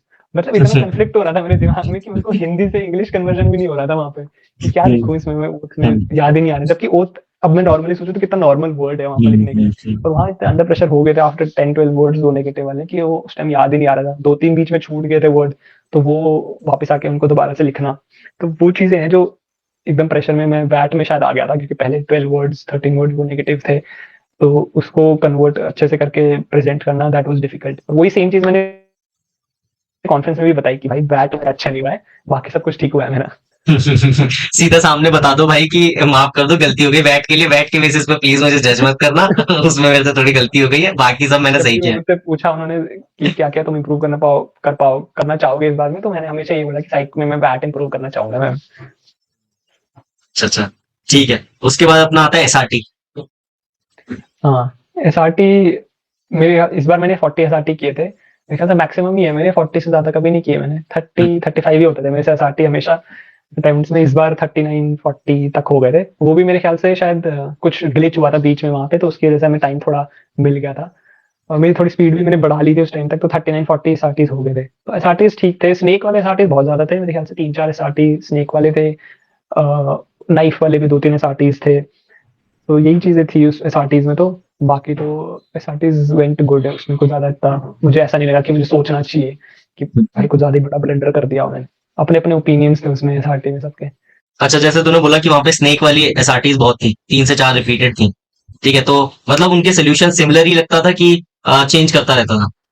उसमें सिचुएशंस थी, जैसे एक एसआरटी थी जिसमें तुम जा रहे थे और तुम्हारे बगल से सांप मिला तुम्हें जंगल में, आई गेस गांव में, तुम गांव के विलेजर हो तुम, और तुम्हें जाते जाते एक सांप मिला पत्थर पे शायद, तो मैंने उसमें नॉर्मली लिख दिया था कि भाई उसको जाने दिया, मैंने उसका वेट किया, अपने हाथ में स्टिक ले ली अगर वो मुझे अटैक करता है तो, मैंने हम्म। उसको जाने दिया जिस अपने पाथ में जा रहा था वो। फिर एक एसआरटी थी इसमें तुम ट्रैक पे जा रहे हो, और उसमें मेंशन नहीं था कि स्नेक डेड है कि अलाइव है, उसमें तुम्हें स्नेक मिला ऐसा, उसमें पता नहीं ऐसा लिखा था कि उसमें लिखा था कि तुम्हारे while going on a track you found snake on the side of the path, ऐसे कुछ। तो मैंने उसको खुद से जूम किया था कि ट्रैक में जैसे मैं खुद जाता तो बहुत ज्यादा मरे हुए स्नेक्स मिलते हैं तुम्हें, उसकी स्किन पील्ड ऑफ मिलती है, तो मैंने बस यही देखा था कि उसको मतलब पाथ से मैंने साइड कर दिया था while and went on with my track, तो उसमें भी मैंने कुछ ज्यादा मारने वाला नहीं लिखा था। मारने वाला मेरे ख्याल से किसी में भी नहीं लिखा था मैंने, क्योंकि उसमें कोई सिचुएशन ही नहीं थी ऐसी जिसमें मुझे हमें लाइफ थ्रेट हो रहा हो और हमें मारना पड़े। और एक में मेरे ख्याल से विलेज में आ गया था स्नेक, तो मेरे ख्याल से जो स्नेक कैचर होता है उसको बुलाया था हमने, उसको एक कमरे में बंद करके, तो स्नेक कैचर उसको लेके चला गया था। ये चीजें ही की थी हमने ज्यादातर, तो मारने वाली नौबत ही नहीं आई स्नेक को, तो मैंने ऐसे अवॉइड ही किया उसको। बाहर बाहर निकल के सब लोग बोल रहे थे ट्रैक वाले में कि अज्यूम कर लिया तूने मरा हुआ है, या क्योंकि मुझे मेंशन ही नहीं था वहां पे, तो मैंने खुद ही सोच लिया था कि भाई मरा हुआ है, क्योंकि ट्रैक में हमें बहुत सारे ऐसे मिलते थे, तो वो कन्फ्लिक्ट होता है वहां पे भी खुद के ओपिनियन से बाकी बंदों के ओपिनियन के, पर उस टाइम प्रेशर मोमेंट पे जो तुम्हें समझ में आता है तुम्हें वही लिखना चाहिए, तो ज्यादा तुम सोचोगे तो वो पॉइंट ही नहीं रहेगा इस आर्टिकल का कुछ। ठीक है, तो तूने ये भी बताया कि यार वहां पे कुछ वो नाइफ वाले सीन भी थे, तो नाइफ वाला कैसा सीन था, कुछ एग्जांपल देगा और अपना नाइफ वाला सोल्यूशन। नाइफ वाला एक बहुत मस्त था, उसमें था 3 बंदे हैं, और उनके पास आर्म्ड है, उन्होंने बोला हुआ था नाइफ से ही, तो और तुम अपने फादर के साथ जा रहे हो, और वो तुमसे मतलब चीजें मांगते हैं, मतलब वही जो चीजें हम्म। अपना पर्स वगैरह दे दो। हम्म। तो उसमें हमने नॉर्मली लिखा था कि हमने फादर को सेव किया और जो चीजें चाहिए थी उनको वो दे दी, बाकी जाके रिपोर्ट कर दिया उनको, क्योंकि शक्लें देखी थी उनकी, तो हमने रिपोर्ट कर दिया उनको, स्केच वेच बनाए और उनसे हमने उनको पकड़ लिया, और हमने वो हो गए। जब हम बाहर आए तो एक बंदा था वो मस्त, उसने बताया कि वो दोनों पापा के साथ मिलकर उन तीनों को मारा और उनको पुलिस के हवाले कर दिया। मैं बोल रहा था कि भाई उन्होंने बोला हुआ है कि वो आर्म्ड है, फिर उसके बाद फादर की उम्र भी तो देखो भाई तुम लोग की, तुम चलो मान लो तुम्हारे फादर एथलीट है, मान लिया तुमने अपने हिसाब से, but still you can not over power 3 armed man with your father itself, तुम्हें तो पहले उनकी जान सेव करनी चाहिए ना। तो वही है कि ओपिनियन डिफरेंट डिफरेंट थे बंदों के वहां पे भी कंफ्लिक्ट हो रहे थे। पर मुझे तो अगर मैं मेरे साथ जो रियल सिचुएशन भी ये होती, चाहे वो आर्म्ड होते नहीं भी होते, तो it doesn't matter, the first thing is you have to save your father, तो that was more important than anything else. ठीक है, तो SRT में मतलब तू कैसे लिखता है, पूरा पैराग्राफ जैसा लिखता है कि मतलब वो जो टेलीग्राफिक लैंग्वेज होती है ना, जैसे हम लोग कि बीच बीच में हम लोग होते हैं ना, पूरा ग्रामर और वो सब यूज नहीं करते, ठीक है, नहीं, कॉमा करके लिखते हैं? कॉमा कॉमा करके ही लिखता था मैं तो ज्यादातर, अच्छा। पैराग्राफ लिखने की जरूरत इतनी नहीं पड़ती थी। हम्म। पर ये होता था कि मैं बहुत ज्यादा एक्सटेंसिव लिखता था किसी किसी डिटेल्ड। शॉर्टेज में, हाँ, तो उसमें डिटेल अच्छे से लिखता था मैं, भले ही मैं कॉमा कॉमा डाल के लिख रहा हूँ, तो डिटेलिंग वाज इंपॉर्टेंट एसआरटी में, तो ये नहीं कि बस कन्विंस कर दिया हर चीज के लिए, बट हाँ the process of convincing was important. Okay, ठीक है, तो हमारा इसके साथ SRT हो जाता है, फिर आता है हमारा SDT, सेल्फ डिस्क्रिप्शन टेस्ट। जैसे तूने बताया कि सेल्फ डिस्क्रिप्शन टेस्ट पे तू बहुत ज्यादा फोकस करता था, ठीक है, ताकि तू सब कुछ एग्जीक्यूट कर सके, तो उसके बारे में कुछ डिटेल में बता। एसडी मैंने बहुत बार लिखी हुई है, क्योंकि वही एक चीज है जो तुम खुद टूल दे रहे हो एक तरह से साइकोलॉजिस्ट को तुम्हें जानने के लिए, और वही चीज मैच होगी पूरे अपने जो तुमने पीछे टेस्ट दिए हैं अपने टैट बैट और एसआरटी, तो एसडी में मैं मल्टीपल टाइम्स लिखता था और उसको चेक करता था कि मेरे लाइफ से रिलेटेड है, शॉर्ट एंड क्रिस्प है, उस टाइम के अंदर आ रहा है कि नहीं जिस टाइम में हमें लिखना है, और हर चीज एक्सप्रेस हो रही है, हर factor taking my P I Q in consideration. तो वो चीजें मेन होती थी कि एसडी में जो जो, क्योंकि इतनी बार लिख दिया होता था कि वो एकदम बेस्ट पीस ऑफ कंटेंट था मेरे खुद के लिए, मुझे जानने के लिए। तो वो सेम आई में एस बी के लिए भी ऐसा ही हुआ था कि मैं सब कुछ इंप्लीमेंट कर पाया था जो भी मैंने एसडी में लिखा था, और सेम इस टाइम में भी वही हुआ था कि एसडी जो भी मैं लिख के गया था वर्ड टू वर्ड, वो मैं वहां पे आराम से एक्सप्रेस कर पाया। क्योंकि even an adjective here and there can change the meaning of the sentence, और तुम्हारी सेंटेंस से ही तुम्हारी पर्सनैलिटी जज हो रही है। साइकोलॉजिस्ट तो मिलता नहीं है तुम्हें बिल्कुल भी। तो मेरे लिए वही था कि भाई एसडी को अच्छे से लिखो, ताकि क्या नाम है, कोई भी मिसकंसेप्शन ना रहे साइकोलॉजिस्ट के दिमाग में कि वहाँ ये लिख रहा है, यहाँ पे कुछ और लिख रहा है। तो वही जैसे पेरेंट्स के मामले में तुम लिखते हो कि सपोर्टिव है या तुम्हें अच्छा मानते हैं वो लोग, तो वही सेम चीज अब तुम टैट में वो चीजें तुमने स्टोरीज में लिखी होंगी तो आराम से मैच हो जाती है। तो then you have to take in mind कि जब तुम टैट लिख भी रहे होते हो ना, तो तुम्हारे दिमाग में वो एसडी आ जाता है कि भाई ये मेरा एसडी में लिखा हुआ है, तो मैं ये मेंशन करना और अच्छा हो जाएगा। तो अपने आप से कोहेरेंस दे देता है। तो वो चीज वहां जाके इम्प्लीमेंट हो गई थी, तो दैट वाज गुड। ठीक है, तो हमारा इसके साथ ये साइक हो जाता है। फिर तेरा पर्सनल इंटरव्यू उसी दिन हुआ था कि आगे चल के हुआ था? पर्सनल इंटरव्यू हमारा हुआ था, मेरा हुआ था जीटीओ वाले दिन। जीटीओ फर्स्ट दिन हुआ था हमारा, पहले दिन नहीं हुआ था। जीटीओ फर्स्ट अच्छा, दिन अच्छा। का पहला इंटरव्यू था मेरा। हम्म। तो जीटीओ से आने के बाद उन्होंने बोला कि भाई 10 मिनट है तुम्हारा। जल्दी से गए हम, सुबह ही हम कुछ प्रेस वेस करके चला गया था मैं, और वापस आया और एकदम से चेंज करके डायरेक्ट चला गया था। क्योंकि लास्ट हम 3 बचे थे, 28, 29 और 30, और हमारा एडिशनल आया वो ले रहा था इंटरव्यू। हम्म। तो हमें मोर और लेस क्वेश्चंस पता चल रहे थे कि क्या कैसे कैसे पूछ रहे हैं वो, क्योंकि एडिशनल आयो में इतना ज्यादा डिफरेंस ऑफ क्वेश्चंस होते नहीं है, पता नहीं सेम चलता। टेम्पलेट क्वेश्चन पूछता है। तो वही चीजें हमसे उन्होंने वहां पे भी पूछ रहे इंटरव्यू में। तो इंटरव्यू वाज फेयरली गुड। कहीं कहीं एक दो जगह ऊपर नीचे हो गया था, but that is also part of process. तुम्हें इतना भी एकदम रोबोट नहीं लगना चाहिए कि तुम सब कुछ ही प्रिपेयर करके आए हो। कुछ कुछ गलतियां जरूरी है, तुम्हें एक इन प्रोसेस वायबल और रियल लगना चाहिए थोड़ा प्रोसेस में। तो 2-3 गलतियां वहाँ इंटरव्यू में हुई थी, पर वो इतनी ज्यादा बड़ी नहीं थी। जैसे क्या वो कि सीडीएस के अटेम्प्ट्स उसने मुझसे पूछे, तो आई टोल्ड हिम कि मैंने 2 अटेम्प्ट्स दिए। तो बातों बातों में ऐसा हो गया कि उसने तीसरा अटेम्प्ट भी निकलवा दिया मेरे से, कि जो मैंने इस साल वाला 2023 का फर्स्ट अटेम्प्ट दिया था मैंने। तो उसने तो मुझे बताया था कि 2 अटेम्प्ट दिए तुमने। उनका sorry sir, I I I forgot. I forgot. तो वहां पे मैंने एक्सेप्ट कर लिया था जल्दी से कि सर यहाँ पे नहीं कोई और दिक्कत होनी चाहिए। बस 3 अटेम्प्ट दिए मैंने सीडीएस के, दैट्स ओके। बाकी एक यहाँ हुई थी गलती, दूसरी हुई थी जहाँ पे टेक्निकल वो इतना ज्यादा अंदर जा नहीं रहा था। तो मैंने उसको खुद सोचा कि खुद टेक्निकल चीजों में उसको डालते हैं। तो वो सबसे पूछ रहा था कि पेट्रोल और डीजल वगैरह में क्या फर्क होता है, एंड हम्म। उन चीजों के बारे में पूछ रहा था। हम्म। तो उन्हीं बातों बातों में हमारा बात शुरू हो गई। मैंने उसको बताया कि sir, do you know that in 4 stroke engine, in bike engine who don't have camshaft sensor, उनमें 2 बार स्पार्क होता है। तो वो वहां पे मुझसे पूछने लग गया। फिर उस पर बहुत ज्यादा बातें हुई। फिर उस पे उसको थोड़ा बहुत हंसना वगैरह आ गया। पर मैंने उसको बोल दिया था कि सर आप कहीं से भी चेक कर लो, I have taught this in my class as well, I have prove my teachers wrong as well. तो वो एकदम से वैसा हो गया कि भाई ठीक है, नो वरीज। बट उसके फिर डिजाइन कॉन्सेप्ट पे बहुत ज्यादा आ गया था कि कैसे तुम जो फ्यूल एफिशिएंसी है वो कम कर सकते हो, क्यों बाकी कंपनीज नहीं कर रही है ये सब। तो ये सब चीजें थोड़ी कंफ्लिक्टिंग थी, बट ये था कि वो यही चेक कर रहा था, जितना मुझे समझ में आया, कि इन प्रेशर की तू कोई अपने कॉन्फिडेंस को छोड़ तो नहीं देता है after I ask you personal questions. तो पर्सनल क्वेश्चंस इस बार ऐसा हो गया था कि बहुत ज्यादा सॉर्टेड थे, बहुत ज्यादा क्लियर एंड कट थे। जहां एक्सेप्ट करनी चाहिए थी चीजें वहां एक्सेप्ट हुई, जहां चीजें बतानी चाहिए थी कॉन्फिडेंटली वो सब कुछ बताई पर्सनल पॉइंट ऑफ व्यू से। बाकी उसने आर्मी रिलेटेड इतना ज्यादा पूछा नहीं। नॉर्मली जो सर्विसेज के रिलेटेड क्वेश्चन होते हैं, फादर के रिलेटेड क्वेश्चन होते हैं, वही सब उसने पूछे।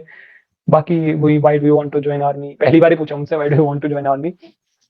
बाकी उसके बाद यही सारे क्वेश्चंस थे। तो इंटरव्यू फेयरली मेरे हिसाब से अच्छा ही गया था, क्योंकि सब लोग अच्छा ही मान रहे थे, क्योंकि एडिशनल में सबसे सेम ही टाइम का क्वेश्चन, टाइप के क्वेश्चन पूछे, सबसे सेम टाइम लिया। तो हम इंटरव्यू का ऐसा समझ रहे थे कि चलो इंटरव्यूअर सबको ठीक बता रहा है, बॉर्डर कि लाइन, सब ठीक है। बॉर्डर लाइन दे देगा, वो बाकियों को देखेगा कि अगर बाकियों ने पास किया होगा तो इसको भी कर देंगे। बाकियों के हिसाब से देख लेंगे। तो हमें तो यही फील आ रहा था, क्योंकि हमें कुछ ऐसा सा लगा नहीं कि हमने कुछ ज्यादा बहुत बड़ी गलती कर दी। किसी ने भी, किसी किसी को तो बहुत अच्छा आ गया, सब कुछ आंसर दे दिए थे उन्होंने, क्योंकि उन्होंने सवाल ही नॉर्मल नॉर्मल। अब जैसे एक क्वेश्चन था गंगा जमुना वाला, उस पहले बंदे से उसने 21 टेस्ट नंबर से गंगा जमुना पूछा, और 30 तक वो यही पूछता रहा कि गंगा जमुना कहाँ कहाँ से जाती है, कौन कौन से स्टेट से जाती है। तो 21 वाले कोई दिक्कत हुई थी बाकी सबको हम सब याद करके चले गए थे उसके। पता कर लिया। हाँ, तो वही वाला। चीज थी। बाकी उसके बाद तो इंटरव्यू इतना ज्यादा टेंशन हमने ली नहीं उस चीज की। जब 25 तक होने लग गई इंटरव्यू, सबसे सेम ही सवाल पूछ रहा है, तो हमने बस अपना पर्सनल वाला सॉर्ट रखा। उसके बाद जो बाकी क्वेश्चंस थे दैट वेंट वेल। अच्छा, जैसे तूने पहले बताया ना कि तेरे जो प्रीवियस कॉन्फ्रेंस आउट्स थे आफ्टर योर रिकमेंडेशन, तो उससे रिलेटेड क्वेश्चन पूछा कि भाई क्या हुआ, ये रिकमेंडेशन के बाद क्या क्या कर रहे हो, ये कॉन्फ्रेंस आउट हो रहा है, स्क्रीन आउट हो रहे हो, तो उसको कैसे इस डील बार किया? मैंने ये तो नहीं पूछा कि मेरे ख्याल से क्यों कॉन्फ्रेंस आउट हो रहे हो तुमने। उसने बस यही पूछा था कि पिछली बार भी तुम रिकमेंड हुए थे, उस बार क्या हुआ, कैसे मेडिकल आउट हुए, क्या चीजें हुई, कैसे ठीक हुए तुम लोग। मैंने वही बताया कि जैसे पिछले 2 टाइम्स में जो जो मैंने गलतियां की थी, जितना उसको बताना चाहिए बस उतना ही बताया, ज्यादा डीप मैंने घुसने की कोशिश नहीं की। यार ये हुआ था मेडिकल्स में, अब मैंने ये प्रिकॉशंस लिया, अब मैं ठीक हो गया हूँ, now I am fit to go back. तो यही वाली चीजें क्रिस्प रखा मैंने, ज्यादा उसको डीप जानने की कोशिश भी नहीं की मैंने खुद भी। पिछली बार मेरी यही गलती हुई थी कि मैं खुद ही बहुत ज्यादा डेल्व इन कर दे रहा था, जबकि मुझसे इतना डीप में पूछ भी नहीं रहा था। तो वो एक वही है कि जैसे मैंने बताया पिछली बार कि the point where you have to put a full stop in your conversation. मैं खुद से बहुत ज्यादा नहीं बता देना, क्योंकि तुम खुद से बहुत ज्यादा बता दोगे तो then he would ask questions जिसपे उसको दिक्कत होगी कि भाई ये कैसे बता रहा है, ये कैसे बता रहा है। तो मैंने वही क्रिस्प रखा। उसने ये मुझसे नहीं पूछा था इस बार कि क्यों कॉन्फ्रेंस आउट हो रहे हो। पिछले कॉन्फ्रेंसेस में मुझसे पूछता था इंटरव्यूअर कि क्यों कॉन्फ्रेंस आउट हो गए तुम आफ्टर रिकमेंडेशन, तो उसमें यही मेरे ज्यादातर टाइम आंसर्स होते थे कि सर वही है कि द पॉइंट ऑफ इम्प्लीमेंटेशन जो तुम एसएसबीज में करते हो वो नहीं हो पा रहा है। फिर उसके बाद मैं, अगर वो मुझसे उसके बाद भी पूछता था तो फिर उसके बाद मैं डेल्व इन करता था कि हाँ भाई, कि जीटीओ में ये हुआ, साइक में ये हुआ। पर अगर वो मुझसे सिर्फ यही पूछ रहा है कि कॉन्फ्रेंस आउट क्यों हो रहे हो, तो उस पर मैं सिर्फ फिलहाल इतना ही बताता कि सर जो मैं प्लान करके जाता था वो चीजें वहां पे इतने अच्छे से एग्जीक्यूट नहीं हो पा रही थी। That was the reason. जिस टाइम पे एग्जीक्यूट हुई उस टाइम पे मैं रिकमेंड हुआ, जिस टाइम पे मेरे से एग्जीक्यूट नहीं हो पा रही है अंडर प्रेशर या इन टर्म्स ऑफ टास्क, वहां पे मैं कॉन्फ्रेंस आउट हो रहा हूँ।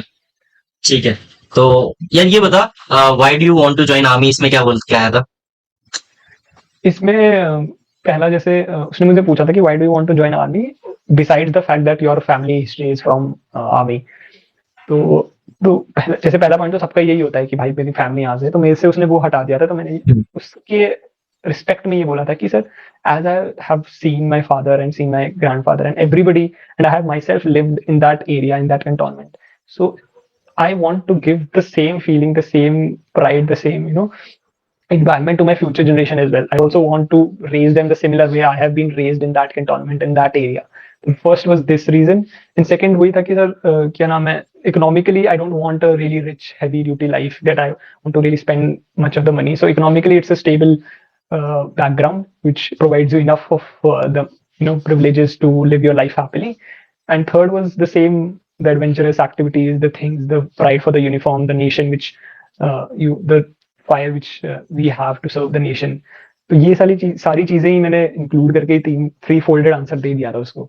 तो ही वाज सेटिस्फाइड, हमसे कोई काउंटर नहीं किया था उसने।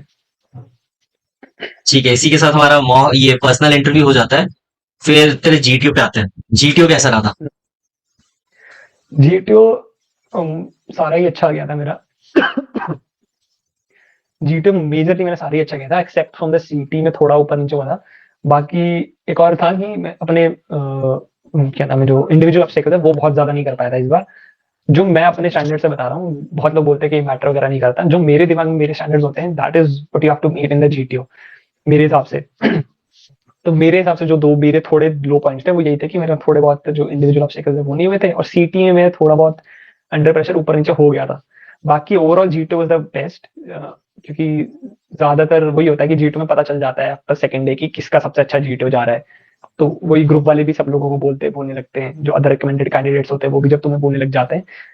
तो ऑल दो मैं अपने हेड पे तो नहीं लेता वो चीजें, क्योंकि मुझे हर जीटीओ में सब लोग ही बोलते हैं वो चीजें, और फिर जब तुम नहीं होते तो फिर फायदा नहीं होता उस चीज का। तो जीटीओ ओवरऑल मेरा अच्छा ही गया था, जितने भी मैंने टास्क दिए सब लोग इम्प्लीमेंटेशन अच्छे हुए थे मेरे। जैसे तू बता रहा है कि तेरा जो जीटीओ होता था वो बड़ा ही मतलब हमेशा से अच्छा ही जाता था, you are always confident about that particular technique कि भाई जीटीओ तो मेरा अच्छा जाएगा, उसकी तैयारी मेरी अच्छी है। तो what are the few points जहां पे तू फोकस रखता था कि मुझे ये चीजें टच करनी है फॉर जीटीओ टेक्निक? तो वो जिस जैसे जीटीओ बहुत बड़ा है, जैसे बहुत सारे टास्क है उसमें, तो वो टास्क वाइज ही होता था। टास्क वाइज मैं देखता था कि जैसे सबसे पहले दिन जीडी होता था, तो जीडी में तुम्हारे लक की बात है कि तुम्हारे फेवरेट टॉपिक आ गया तो आ गया, नहीं तो कोई मतलब नहीं है तुम्हारा फिर उस चीज को फैक्टर इन करना। तो जितना भी तुम कंटेंट पढ़ के जा सकते हो पढ़ के जाओ, डाइवर्सिफाई करो कंटेंट। जैसे मेरा इकोनॉमिक एंगल ऑफ कंटेंट बहुत वीक था, कि जैसे कुछ लोगों के पास बहुत सारे फैक्ट्स होते हैं इकोनॉमी रिलेटेड या ग्लोबल इकोनॉमी रिलेटेड, तो वो मेरे पास कभी भी इंटरेस्टेड नहीं था मैं उसमें। मेरे पास सबसे ज्यादा टॉपिक्स के रिलेटेड होते थे जो अपने ये हैं, इंटरनेशनल रिलेशंस हो गया या किसी भी नेबरिंग कंट्री से रिलेशंस हो गए या फॉरेन अफेयर्स हो गए एक तरह से, तो उसमें मैं बहुत ज्यादा स्ट्रांग था। तो जीडी में तुम्हें बस वही स्ट्रॉन्ग पॉइंट्स अपने पुट इन करने हैं, 2-3 बार या मैक्स 4-5 बार अगर बहुत बड़ा लंबा जीडी जा रहा है, और बस यही फोकस करना है कि तुम्हें बोलना बहुत जरूरी है। या एक बार तुम इनिशिएट कर दो, मैं जैसे मेरे लिए ऐसा होता है कि 2 जीडी से किसी एक में मैं इनिशिएट कर सकूं पॉसिबली, या मैं कोशिश करूं इनिशिएट करने की, क्योंकि जो वो वाला जीडी होता है ना वो बहुत डिफरेंट होता है। जो तुम्हारा पीपीडीटी जीडी वाला, पीपीडीटी वाला जो जीडी होता है उसमें इतनी भसड़ नहीं होती है जितनी इसमें होती है पीपीडीटी वाले में। तो पहले अगर तुम इनिशिएट तुमने कर दिया उस वाले में, तो वो एक, अगर तुम 2 बंदे इनिशिएट कर दिए तो कोई एक उसमें चुप हो ही जाता है। तो वही मैं कोशिश करता था कि किसी भी दोनों जीडी में से एक में इनिशिएट कर सकूं और 4-5 पॉइंट मैक्सिमम अपने अच्छे से उनको प्रेजेंट कर पाऊं, सपोर्टिंग विद द फैक्ट्स अगर मेरे पास हैं, पर इतने जरूरी नहीं होते थे facts. It's more upon your opinions, जितने अच्छे से तुम प्रेजेंट कर पा रहे हो, पोलाइटली प्रेजेंट कर पा रहे हो। और अगर तुम्हें डिफर भी करना है किसी से तो तुम कितने अच्छे से नॉर्मली डिफर कर रहे हो, इतना कुछ heavy words, choice of words बहुत ज्यादा इंपॉर्टेंट है जीडी, दोनों जीडीज में जितने भी जीडीज हो रहे हैं। फिर उसके बाद जीपी में मेरा सिर्फ एक ही फोकस रहता था, राइटिंग वगैरह सब कुछ हो जाता था मेरे से नॉर्मली। जीडी उसके जीपी के जीडी में बस एक फोकस रहता था कि टाइम डिस्टेंस बताना है, चाहे कैसे भी बताऊं मैं उसको, क्योंकि बहुत ज्यादा जीपी में के जीपी के जीडी में सब लोग बस यही 2 चीजें जो मिस करते हैं अपने पूरे जीडी में, क्योंकि सोल्यूशन सबके पास होते हैं, क्योंकि बहुत नॉर्मल से प्रॉब्लम्स होती हैं वो, तो सोल्यूशन सबके पास होते हैं। बस ये होता है कि वो टाइम एंड डिस्टेंस अच्छे से कैलकुलेट करके प्रेजेंट करना है कि हर एक प्रॉब्लम को हमें कितना टाइम लगेगा, कितना डिस्टेंस हमें कवर करना पड़ेगा और कॉमन पॉइंट कौन सा होगा। तो मेरा मेजरली उस जीडी में बस ये रोल रहता था कि टाइम एंड डिस्टेंस बता दो, दैट्स मोर देन इनफ। थोड़े बहुत सोल्यूशन में तुमने पिच इन कर दिया, that's good enough to you know make a good GD for me in the GP. तो वो उस 3 टास्क में तो यही रहता था। फिर उसके बाद then comes to the PGT part. PGT में नॉर्मली जितने भी आइडियाज तुम्हें आ रहे हैं उस टाइम पे तुम, अगर तुम उस, ये मत करना कि दूसरे के अगर आइडिया आ रहा है उसको तो उसको तुमने कट करके अपना आइडिया बताना है। तो main motto of that task is कि तुम्हें आगे बढ़ना है। तो किसी को भी जैसा भी आइडिया आ रहा हो तुम उसको इम्प्लीमेंट करो, क्योंकि पहले टास्क में सबको आइडिया आ रहे होते तो तुम कैसे भी निकल जाओगे पहले टास्क में। दूसरे टास्क में भी कुछ कुछ को आइडिया आते हैं, कुछ कुछ को नहीं आते हैं। तो अगर मैं बस ये ध्यान रखता था उस पीजीटी में, अगर मैं आगे हूँ उस टाइम पे तो मैं पहला चांस अपने आप को दूंगा कि अगर मुझे आइडिया आ गया तो मैं लगा दूंगा। अगर मुझे पहले चांस में नहीं आया तो then I move back to them, कि मैं उनसे पूछता था कि भाई तुम्हारा क्या आइडिया, तुम बताओ, मैं यहाँ इंप्लीमेंट करता हूँ। तो only one chance I have in my mind as well, कि मेरे पास सिर्फ एक ही चांस है। अगर मैं एक बार में लगा देता हूँ तो ठीक है, दूसरा बार पीछे वालों की चांस है। पीछे वालों को जितने भी बंदे होते हैं, क्योंकि जब वो चिल्ला रहे होते हैं तुम्हें खुद भी पता चल जाता है कि कौन सा आइडिया लगेगा यहाँ पे। तो उसमें से सिलेक्ट करके जिस बंदे को तुम्हें लगता है कि तुम्हारा उसका आइडिया लग सकता है, तुम उससे पूछो कि तुम एक्सप्लेन करो, and then you implement those idea, because that is also important factor कि तुम दूसरे की चीजें समझ के कैसे इंप्लीमेंट कर पाते हो। क्योंकि ब्रेनस्टॉर्म तुम्हें साथ में करना है वहाँ पे, ये नहीं कि तुम अकेले ब्रेनस्टॉर्म कर रहे हो जो तुम आगे आगे वाले पीछे वाले को छोड़ दिया तुमने। तो वो चीजें ध्यान में रखनी होती है, बंदों को शांत भी कराना पड़ता है कभी कभी कि भाई उनकी भी आइडिया सुन लो। तो वो अगर सेंसिबल बंदे होते हैं तो वो समझ जाते हैं, नहीं होते उस टाइम पे तो फिर you can not do much about it, you can not fight with them. तो वहां पे तुम्हें सिर्फ रिक्वेस्ट ही करनी होती है एक तरह से। क्योंकि इस बार भी ऐसा हुआ था, दूसरा टास्क हमने पूरा कंप्लीट कर दिया, हम 2 बंदे बाहर खड़े हैं दूसरे एंड पे और 5-6 बंदे पीछे खड़े हैं फर्स्ट स्टार्टिंग लाइन पे। और उनको पता नहीं क्यों आइडिया आया कि हम इस रास्ते से नहीं जाएंगे जो रास्ता बना चुका है हम लोगों ने, हम दूसरे रास्ते से ट्राई करेंगे। तो वो सारे लोग दूसरे 2 जो रास्ते थे उनसे ट्राई करना स्टार्ट कर दिया उन्होंने। तो वो यहाँ से स्टार्टिंग लाइन पे उन्होंने पहले यहाँ से ट्राई किया, टाइम तक करते रहे, नहीं हुआ। फिर यहाँ से ट्राई करना स्टार्ट किया, फिर ब्रेनस्टॉर्म करते रहे, वो सारे लड़ते रहे आपस में, फिर भी नहीं हुआ। फिर जीटीओ ने ही पिच इन करना स्टार्ट कर दिया कि जब वो वाला रास्ता है तुम्हारे पास तो तुम क्यों अपना टाइम वेस्ट कर रहे हो वहां पर जाके। तब जाके वो थोड़ा बहुत माने, तब जाके उन्होंने यहाँ से स्टार्ट किया है, नहीं तो हम यहाँ से चिल्लाते ही रह गए थे। जब तुम 2 लोगों ने वेल एग्जीक्यूट कर दिया भाई उस प्लान को, तुम उसको यूज करके पार भी कर चुके हो, तो वो लोग दूसरे रास्ते में क्यों जा रहे हैं? वही तो वो, और ये हर बार, ये हर टास्क में हुआ, इस बार पहली बार ही हुआ ये तो। पर first task, in the very first task also, कि हमने स्टार्ट में बना दिया कि ऐसे रास्ता जाना है और उन्होंने तीनों रास्ते यूज किए फिर बाहर जाने के लिए। मतलब भाई जब एक रास्ता बना दिया हमने तो देन उसी को जल्दी जल्दी खत्म करो ना, कि आगे जाके तुम अगला टास्क कर सको। नहीं, उन्होंने बाकी जो 2 रास्ते थे उन पे भी अपना आइडियाज लगाए, फिर उनसे भी रास्ते पे, उस रास्ते से भी वो बाहर निकले थे, तो वो सेम इंप्लीमेंट करने की कोशिश कर रहे थे शायद। तो I don't know why, but वो जीटीओ ने जब किचन कर दिया था फिर वो रुक गए थे अगले टास्क में। नहीं, ये तब होता है ना जब कुछ लीडर्स पीछे रह जाते हैं स्टार्टिंग लाइन पे, तो बोलते हैं भाई मेरे को तो आइडिया इंप्लीमेंट करने का मौका मिला नहीं, तो अब ये वाले आइडिया से तो मैं नहीं जाऊंगा, ये मेरा रास्ता नहीं है। तो वो अपना रास्ता बनाते हैं, बोलते हैं let's go with this route. हम लोग फिर यहाँ पे कुछ अपना नई टेक्निक लगाते हैं, ब्रिज बनाते हैं, फिर बोलते हैं चलो गाइस अब मेरे पीछे आओ। वही कोशिश कर रहे थे वो, पर वो स्टार्ट भी नहीं मिला उनको कि वो स्टार्ट भी कर सके। तो फिर उन्होंने क्या किया, जो अगला अटेम्प्ट था, तीसरा जो ऑब्स्टेकल था, उसमें वो पहले अंदर चले गए। पर उनमें ये दिक्कत है कि वो उनको जब आइडिया आया तो वो उनसे इम्प्लीमेंट नहीं हुआ, और जब हम उनको समझा रहे थे तो वो उनको समझ में भी ना आए। तो फिर हमने क्या किया, जब उनको स्टार्ट ही नहीं मिला तो फिर मेरे साथ वाला जो रोड रूट था उससे मेरे को आइडिया आ गया था। तो फिर हमने यहाँ से आइडिया बना दिया, वो लोग वहीं खड़े रह गए फिर। तो उनको वापस बुला के हमने यहाँ से लाया है कि भाई तुम इधर इस साइड से आ जाओ, ये जल्दी जल्दी खत्म हो जाएगा। फिर हमने वहां से जल्दी जल्दी खत्म किया। तो वो वही एक चीज है, मैटर करता है जब भी ग्रुप स्टक हो जाए तो उस टाइम पे कैसे तुम अपना आइडिया लगाओ। उस टाइम पे नहीं, जिस टाइम पे तुम्हारे पास आइडिया हो और उसके बाद भी तुम्हें और आइडिया देने, to show things. Main motto ही वहां पे ये है कि तुम्हें बस कंप्लीट करना है अंडर टाइम। तो वो चारों टास्क हो गए थे हमारे, तो दैट वाज ठीक था कि भाई पीजीटी अच्छा चला गया हमारा। उसके बाद पीजीटी के बाद ऐसा हो जाता है कि सबको पता चल जाता है कि किसके पास आइडिया है, किसके पास क्या किसका दिमाग चलता फैक्टर। है। सबको पता चल जाता है कि कौन क्या क्या चीजें दिखा रहा था अभी तक और क्या क्या नहीं दिखा रहा था। जीडी में भी पता चल जाता है लोगों को कि कौन ज्यादा बोलता है, कौन नहीं बोलता है। तो कुछ लोग गुस्सा हो जाते हैं, कुछ लोग वो हो जाते हैं। तो पर वो ये कि अपने परफॉर्मेंस पे तुम्हें ज्यादा ध्यान देना होता है। तो जो सेंसिबल बंदे होते हैं उनको पता होता है कि सब लोग ये परफॉर्म करने आए हैं, तो you have to just give your best at any time. तो पीजीटी भी हो गया। फिर उसके बाद I guess HGT. Group obstacle race हुई थी उसके बाद। फिर उसमें एक अच्छी बात ये हुई थी कि हमारा जो ग्रुप था वो उसमें बहुत लंबे लंबे बंदे थे। तो उसमें से एक जो सबसे लंबा बंदा था वो बहुत ज्यादा बल्की भी था। तो क्या हुआ, सेकंड बॉल में उसको लग गई, मतलब उसको चढ़ा रहे थे हम लोग और उसको पूरे यहाँ से छिल गया और वो गिर गया नीचे। तो वो मूव नहीं कर पा रहा था अपना हैंड। तो उस टाइम पे ऐसा हुआ, पता नहीं नेचुरली वो हुआ उस टाइम पे कि सब लोग चढ़ रहे थे और हमसे 3 लोग बचे थे नीचे, और हम छोटे छोटे बंदे थे। तो वो बहुत लंबा था, 6'3", 6'2" था वो। तो उसको वो 2 आगे बंदे चढ़ा रहे हैं उसको, और मैं उसको कंसोल कर रहा हूँ कि भाई कुछ भी हो जाए तुझे चढ़ना है, चढ़ना है, चढ़ना है, कोई बात नहीं भाई, तुझे चढ़ा देंगे हम लोग, कोई मोटिवेट दिक्कत कर नहीं रहे है भाई। हाँ, हो। नहीं लगेगी भाई तुझे। और उस टाइम पे मेडिकल ऑफिसर आ गया था उसके पास कि भाई तुझे जाना है कि नहीं जाना है। तो मैं साइड हो गया, तो उसने मना कर दिया जब मेडिकल ऑफिसर को, तब मैंने सोचा कि भाई अब तो उसको चढ़ाना ही है, जाए कैसे हो जाए। तो उसको फिर बहुत टाइम लगा उसको बताने के लिए कि भाई कुछ भी हो जाए तुझे चढ़ना है इस टाइम पे, कुछ भी करके हम तुझे चढ़ा देंगे, तुझे नहीं लगेगी बिल्कुल, तुझे फील ही नहीं होगा इस शोल्डर पे, तुझे एक ही शोल्डर से चढ़ा देंगे हम लोग नीचे से पुश करके। तो फिर वो मान गया उस टाइम पे। फिर मैं उसको आगे लेके गया, तो वो जो 2 बंदे थे उसमें से एक चढ़ रहा था, तो मैंने उसको खींच के नीचे उतार दिया कि भाई रुक जा, इसको पहले चढ़ाना है, इसको ज्यादा ही बंदे लगेंगे चढ़ाने में। फिर उसको हमने चढ़ाया पहले बहुत मुश्किल से, फिर वो पार हुआ। फिर उसके बाद हम लोग गए थे नेक्स्ट वॉल पे, तो वो जीओआर भी अच्छे से, फिर उसने भी पूरा कंप्लीट किया। वो भी थोड़ा बहुत अच्छे से मोटिवेट हो गया था, उसने भी पूरा कंप्लीट किया जीओआर हमारे साथ, और वो जीओआर रेस भी फिर अच्छे से कंप्लीट हो गई थी हमारी उस टाइम पे। एचजीटी में इतना दिक्कत नहीं हुई क्योंकि एचजीटी में हम अच्छा ग्रुप बना था हमारा, तो हमने बहुत जल्दी से खत्म कर दिया वो। मतलब एक बार तो ऐसा हुआ कि जैसे मैंने एक बार अपने आप को चांस दिया पता चीज करने का, तो मेरे से नहीं हुई, तो मुझे स्टक हो गया था मैं वहां पे। तो जो दूसरा बंदा बाहर खड़ा था, मैंने सबको बाहर भेज दिया था। तो वही होता है जब लास्ट बंदा बाहर जाएगा तो क्या करोगे। तो मैं लास्ट बंदा था, तो बाहर से एक बंदे ने मुझे बताया क्या करना है, और मैंने उसका बीच में काट दिया उसको कि हाँ भाई मैं समझ गया।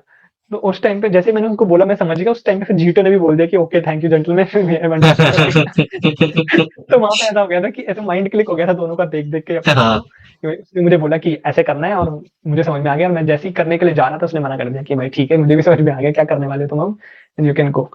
तो एचजीटी भी अच्छे से सॉर्ट हो गया था।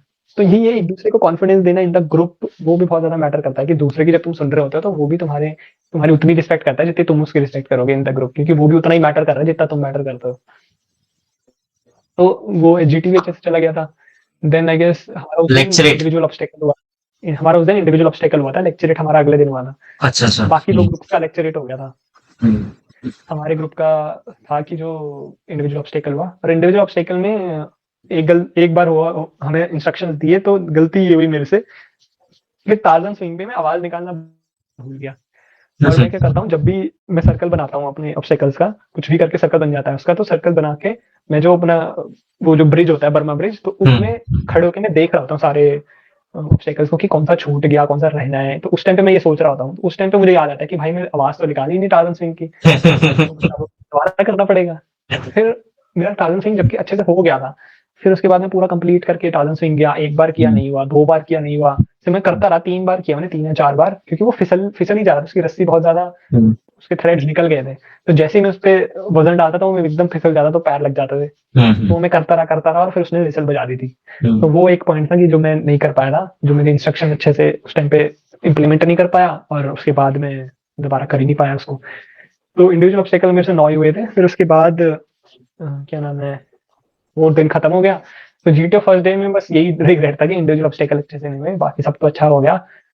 बस अच्छा उसके ये बाद बता, ये जो अपना इंडिविजुअल ऑब्स्टिकल्स होता है, ये जो टार्जन वाला था ना, टार्जन स्विंग होता है, इसमें मेरे साथ भी एक प्रॉब्लम होती है भाई कि रस्सा पकड़ के ना, पहले पहले मेरा अच्छे से हो जाता था, पता नहीं लास्ट अटेम्प्ट में मेरा क्या हो रहा है, रस्सा मतलब अपने आप पैर टच हो जा रहा है, वो जो इनविजिबल लाइन होती है ना, ब्रेक्स की बनी होती है, साइड में ब्रेक्स लगी होती है, उससे पहले मेरा टच हो जा रहा है पैर। तो मुझे समझ नहीं आ रहा है कि यार ऊपर पकड़ू रस्सा, नीचे पकड़ू, या अपने शोल्डर के लेवल पे पकड़ू, कुछ भी कर रहा हूँ टच हो जा रहा है। तेरा क्या इसके पीछे रहता था? उस- उसमें मेरा ये रहता था कि अपने हेड से ऊपर के साइड पकड़ो थोड़ा बहुत, ताकि हम्म। और उसको खींच के पकड़ो और ज्यादा, हम्म। क्योंकि वो एक तो बीच में उनका वो होता है, कनेक्टेड होता है, तो हम्म। हमें लगता है कि इतना आ गया तो फिर तो बहुत ज्यादा है। हम्म। पर वो एकदम स्ट्रेट हो जाएगा ना जब तुम्हारे हिसाब से, तो जब तुम नीचे भी लैंड करोगे तो तुम्हारे पैर नहीं लगेंगे इतना ज्यादा। पर वो पहले टाइम में ही मेरे ख्याल से होता है, क्योंकि जब सेकंड टाइम पे तुम जाते हो तो पसीना वसीना आ चुका होता है तुम्हें हाथों वाथों में। तो जितना ज्यादा तुम इस पहले कर लो टार्गेट स्विंग, उतना अच्छा होता है मेरे हिसाब से। तो बाकी मेन तो ये रहता है कि थोड़ा हेड के ऊपर पकड़ो, और हेड ये सॉरी अपने नीज जितने भी फोल्ड कर सकते हो उतने कर लो। वही मेरा हमेशा रहता था। इस बार पता नहीं क्यों उनके रस्सी में ऐसा हो रहा था, या मैं बहुत ज्यादा थक चुका था उस टाइम तक, 2-3 बार अटेम्प्ट करके उसको, तो भी नहीं हो रहा था, तो उसकी वजह से हुआ ही नहीं इस बार। ठीक है, तो let's go to GT day two. GT day 2 में पहला दिन, पहला जो टास्क था वो लेक्चरेट था। लेक्चरेट में मैं सोचा था इंटरनेशनल अफेयर आ जाए मुझे। मैं हमेशा ये सोचता हूँ कि इंटरनेशनल अफेयर्स कुछ भी दे दे मुझे, ऐसे यूएस इंडिया रिलेशन या चाइना रिलेशन कुछ भी, पर वो आया नहीं ऐसा कुछ। तो मुझे आया था ऑनलाइन गेमिंग आया था मुझे। तो ऑनलाइन गेमिंग पे मैंने बनाया था पूरा अपना lecturette. Online gaming I guess उसके साथ कुछ और भी कनेक्टेड था। ऑनलाइन गेमिंग में मैंने और उसमें रिलेटेड सब कुछ, ऑनलाइन गेम वर्सेस वो बनाया था मैंने। ऑनलाइन गेमिंग वर्सेस एक था, मेरे ख्याल से आउटडोर गेम्स था कि क्या था, या आउटडोर फिजिकल गेम्स होगा। Activities game. हाँ, तो ये एक टॉपिक आया था, तो उससे अच्छे कंपैरिजन हो गया था कि मैंने ओलंपिक्स में भी इसका रेफरेंस दे दिया था। पर डिजिटल एज में आज के टाइम पे ऑनलाइन गेम्स क्यों इंपॉर्टेंट है, सिमुलेटेड गेम्स क्यों इंपॉर्टेंट है, आर्मी भी कैसे यूज कर रही है सिमुलेटर्स को अपने फायरिंग के लिए, इंप्रूव करने के लिए, फायरिंग स्किल्स, कॉग्निटिव एबिलिटीज बढ़ाता है ये चीजें। वो सारी चीजें भी मैंने मेंशन की थी, पर उसमें भी मैंने मेंशन कर दिया था कि you have to put a stop as well in online gaming in young adults, कि कहाँ पे जाके तुम्हें रुकना है, कि इतना इतना काफी है पर डे, ताकि तुम्हारी फिजिकल एक्टिविटी भी हो पाए।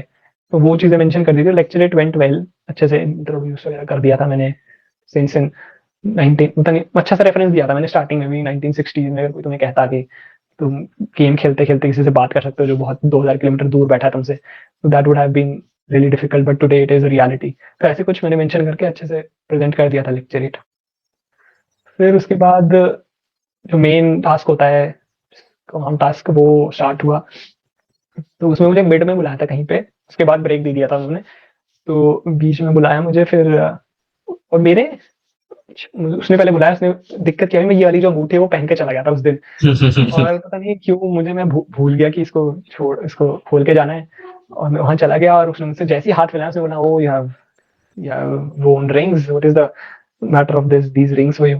Sir nothing sir. उसने ज्यादा पूछा नहीं, वो शुक्र है। पर ये बीच वाली बता के चला गया था, जो असल में अगर मुझसे पूछता भी तो मैं बता पाता। ये तो मैंने ऐसे ही बता दिया कि सर बचपन से पहनी हुई है तो पहन रहा हूँ बस।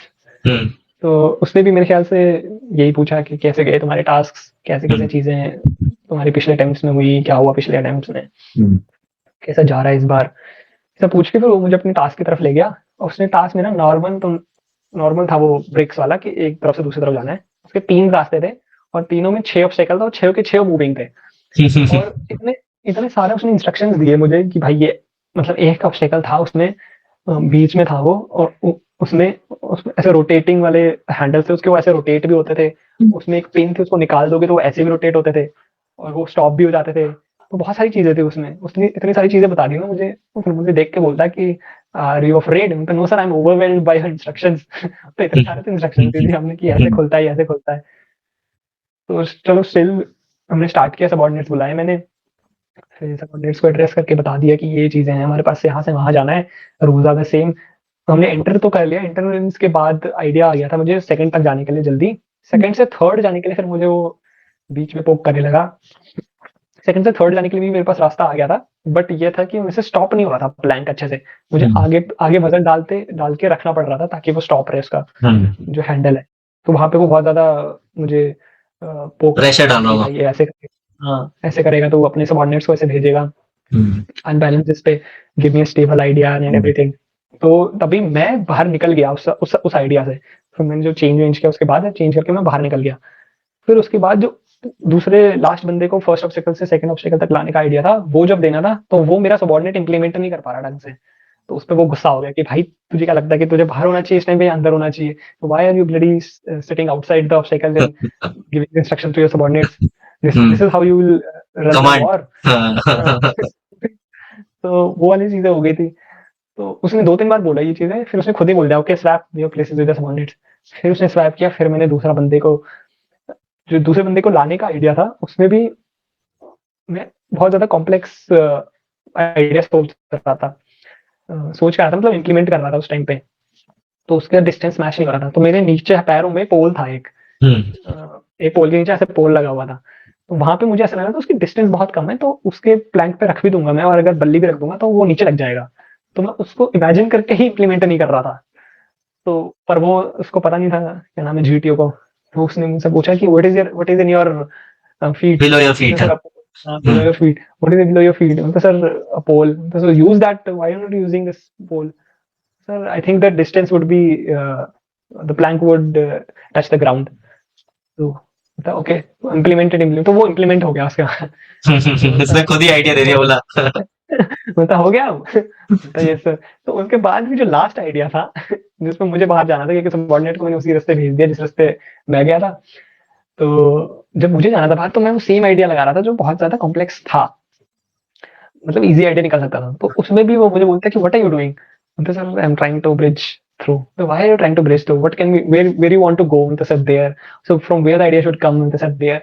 तो फिर what idea can be given from there? तो मैंने उसको बता दिया कि सर वहां पे बल्ली रख के उस पे प्लैंक लगा देंगे, वो खड़े हो जाएंगे, इस पे तुम आ जाओगे। तो sir do it, so what are you doing? तो उसने मुझे बात बोली कि why are you making your life so hard Nitin? फिर मैंने बोला कि भाई अब तो नहीं देख रहा, मुझे जी पे बहुत ब्लेंडर कर दिया हमने सिटी में। तो वहां से मेरा एकदम मोराल खत्म हो गया था, जबकि मुझे सबसे डिफिकल्ट टास्क मिला था जितने भी बंदे गए थे अपने इसमें। तो मैं वापस आया, जो मेरा सबॉर्डिनेट था वो बहुत सारे उसमें गया था टास्क में, तो वो भी बता रहा था कि भाई तेरा सबसे डिफिकल्ट है तो चिंता मत कर, सब ठीक होगा। तो नहीं यार, डिफिकल्ट होने से दिक्कत नहीं होता, मुझे हमेशा ही डिफिकल्ट मिलते हैं। दिक्कत ये होता है कि implement of idea is really important. तो जीटी में मुझे यही था कि भाई सीटी में ब्लंडर हो गया फालतू का, क्या फायदा। फिर इसके बाद नॉर्मल एफजीटी हुआ। एफजीटी में आइडियाज दे दिए थे हम, सब नहीं दे दिए थे, तो एफजीटी इतना मुश्किल था नहीं, हमने एकदम से उसको लगाया। मैं यहाँ खड़े खड़े ही मैंने आइडिया दे दिया था, वो आगे तो उसी पे सब लोग इम्प्लीमेंट करके चले गए थे। और मेरे साथ वालों ने भी सेम सेम आइडियाज दे रहे थे वो लोग, तो सब लोग ने मिलकर उसको कंप्लीट कर दिया था। जीटीओ ने बोला okay thank you so much. तो वैसे ही जीटीओ, और फिर जीटीओ ने जो हमें वो भी दिया ना, जो उसका टॉक होता है लास्ट डे, तो लैपटॉप। वो भी हाँ, उसने नॉर्मल टॉक कोई नहीं दिया था, कैसे शाहरुख खान वाला टाइप जैसे नॉर्मली देते हैं। बोलते हैं why are coming in the army, so much good salaries in private. मैं खुद खुश नहीं हूँ आर्मी में, it's all like this only. यहाँ पे तो वही लोग आते हैं जिनका कुछ नहीं होता। तो हमें ऐसा लगने लगा कि हमारे बैच से तो किसी को भी नहीं ले रहा है ये। ये ऐसे ऐसी बातें क्यों कर रहा है भाई? मतलब किसी से भी खुश नहीं है वो। मैंने बोला फिर यार छोड़ो, क्या ही सोचना, अब हो गया सब कुछ, अब क्या ही करना, खाओ पियो और ऐश बाकी करो। बैच से बात करो। हाँ। बाकी बैच से भी हमने पूछा, उनको भी यही लग रहा था। तो मैं हमेशा ऐसा करता हूँ कि सबसे सबका पता रखते हैं हम लोग कि किन किन का अच्छा परफॉर्मेंस गया है, किन किन का। तो 2-3 बंदे हमें लग रहे थे कि हाँ भाई इनका अच्छा गया हुआ है, ये लोग हो जाएंगे, जो दूसरे ग्रुप में थे। तो वही था जीटीओ डे 2 में इतना। सीटी was the only disappointing thing which I had, nothing else.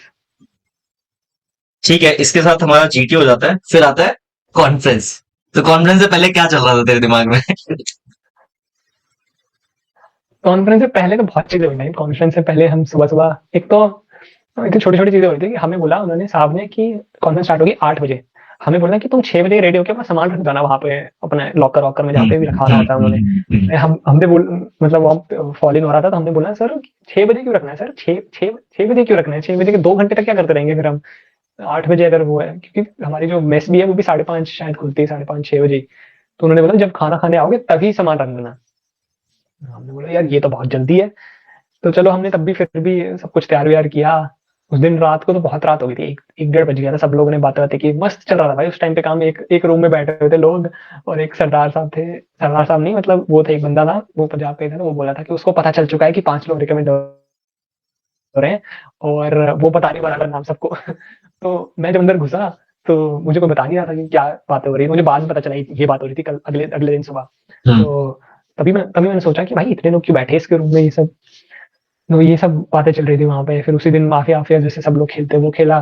फिर उसके बाद जब अगले दिन उठे तो वही था कि भाई अब परफॉर्म तो कर ही दिया, अब क्या ही कर सकते हैं ज्यादा से ज्यादा। अब देखते हैं जो भी कॉन्फ्रेंस में पूछेगा पूछेगा। पर एक बंदा होता है, 2-3 बंदे तुम्हारे ग्रुप में जिनको अगर तुम लगता है ना कि तुम हो जाओगे, वो हमेशा तुम्हारे कान भरते रहते हैं कि भाई नहीं भाई तू हो जाएगा, भाई तू चिंता मत कर, तू नहीं होगा ना तो। पिछले टाइम्स में मुझे तो ये बोलते थे बंदे कि भाई तू नहीं होगा ना तो मैं अपना रिकमेंडेशन वापस दे दूंगा। भाई क्या ऐसी बातें कर रहा है यार तू, ऐसा कुछ नहीं होता है भाई। और ऐसा हुआ भी है, नेवी वाला एक बंदा था, भोपाल में हम गए थे, याद नहीं तू था शायद वहाँ हाँ पे। मैं था। नेवी वाले में ही वो बंदा मुझे बोल रहा था कि भाई तू हो जाएगा, तू तू नहीं होगा तो भाई मेरा विश्वास उठ जाएगा, और वो खुद हो गया था। और मैं हाँ। रह गया था रिकमेंड होने में। हम्म। तो ऐसे इस बार भी हो रहा था कि 2-3 बंदे बोल रहे थे कंटिन्यूअसली, इस बार भी एक नेवी वाला रिकमेंडेड बंदा था। तो कॉन्फ्रेंस हमारी अजीब हुई कि उन्होंने बोला पहले पीछे से स्टार्ट करेंगे हम लोग, पर पीछे से 20 से स्टार्ट करेंगे, मतलब 20, 19, 18, 17 ऐसे 20 से लेकर 1 तक पहले होगा, फिर 21 से 30 का बाद में होगा। अब हम और ज्यादा उसमें कि भाई हमारे साथ क्या दुश्मनी है, मैं क्या अन्याय किया। हमने क्या कर दिया ऐसा। तो ऐसा हुआ, फिर मैंने एचएम साहब से जाके पूछा कि सर क्या हो गया, हमारा लास्ट ग्रुप को ऐसा क्यों प्रताड़ित किया जा रहा है। तो उसने बोला कि ऐसा कुछ नहीं है, तुम्हारा जो जीटीओ है वो दूसरे बैच का जीटीओ लेने गया हुआ है। तो 32 एसएसबी का फर्स्ट डे था जीटीओ का, तो उसका जीटीओ लेने गया हुआ था वो। तो पहले पहले सबका कॉन्फ्रेंस स्टार्ट होने हुआ, तो 20 से लेकर 1 तक का कॉन्फ्रेंस हो गया। तो उसके बाद मेरे ख्याल से जस्ट नंबर 20 था जिसका सबसे लंबा कॉन्फ्रेंस गया था। तो उसमें उसको मेरे ख्याल से 20 मिनट उसकी वेटिंग थी, और अंदर भी उसका 20-25 मिनट उससे बातें शातें की थी। तो ये हमें तब तक पता नहीं था, जब तक हम तो दूसरी साइड खड़े थे। तो हमारा स्टार्ट हुआ जब उनका खत्म हो गया, एक खत्म हो गया, उसके 1.5 घंटे बाद हमारा जीटीओ आया। और उस टाइम तक इतना कुछ चल गया था दिमाग में कि यार पहले वो आएगा, फिर उसके बाद ड्रेस चेंज करने जाएगा, फिर ड्रेस चेंज करके आएगा, फिर बैठेगा। फिर बोला भाई ऐसे तो 3-4 बज जाएंगे, और एट द वर्स्ट केस कि हमारे घर में से कोई हुआ भी नहीं, फिर क्या हाँ। फायदा इतना वेट करने का। तो हमें तो ये सब चल रहा था दिमाग में। तो वो होपफुली वो आया 1.5-2 घंटे बाद, और वो ऐसे ही बैठ गया, सिविल ड्रेस में बैठ गया था वो। तो 21 से स्टार्ट हुआ, होता रहा। फिर जब मेरी बारी आई तो उसने नॉर्मली वेट था, 5-6 मिनट ही वेट हुआ। पिछले वाले से थोड़ा ज्यादा था, 5-7 मिनट था मेरे ख्याल से, 6-7 मिनट। उसके बाद अंदर गए तो उसने सबसे पहले तो यही पूछा कि so what do you think Nitin, why this trend of starting from the last and not from the first? So nothing sir, I asked from the CTM sir, he told that our GT has been to take the GT of other batch, so that is the reason this trend has been given. फिर उसने पूछा कि why, what do you prefer, coming first or coming last in the conference? I बोला sir, I don't have any preference, it's okay for me to come at first as well as last. फिर पूछता हुआ था if given an option, तो sir मैंने फिर बोला कि sir I don't have any ऐसे कोई दिक्कत, what do you think would be better.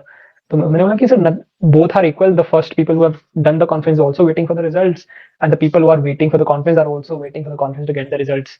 तो both are the same options. तो फिर उसने फिर एकदम ही बोल दिया कि तुम मुझे बताओ कि क्या करना चाहोगे तुम। मान क्यों नहीं रहे हो, आंसर दो।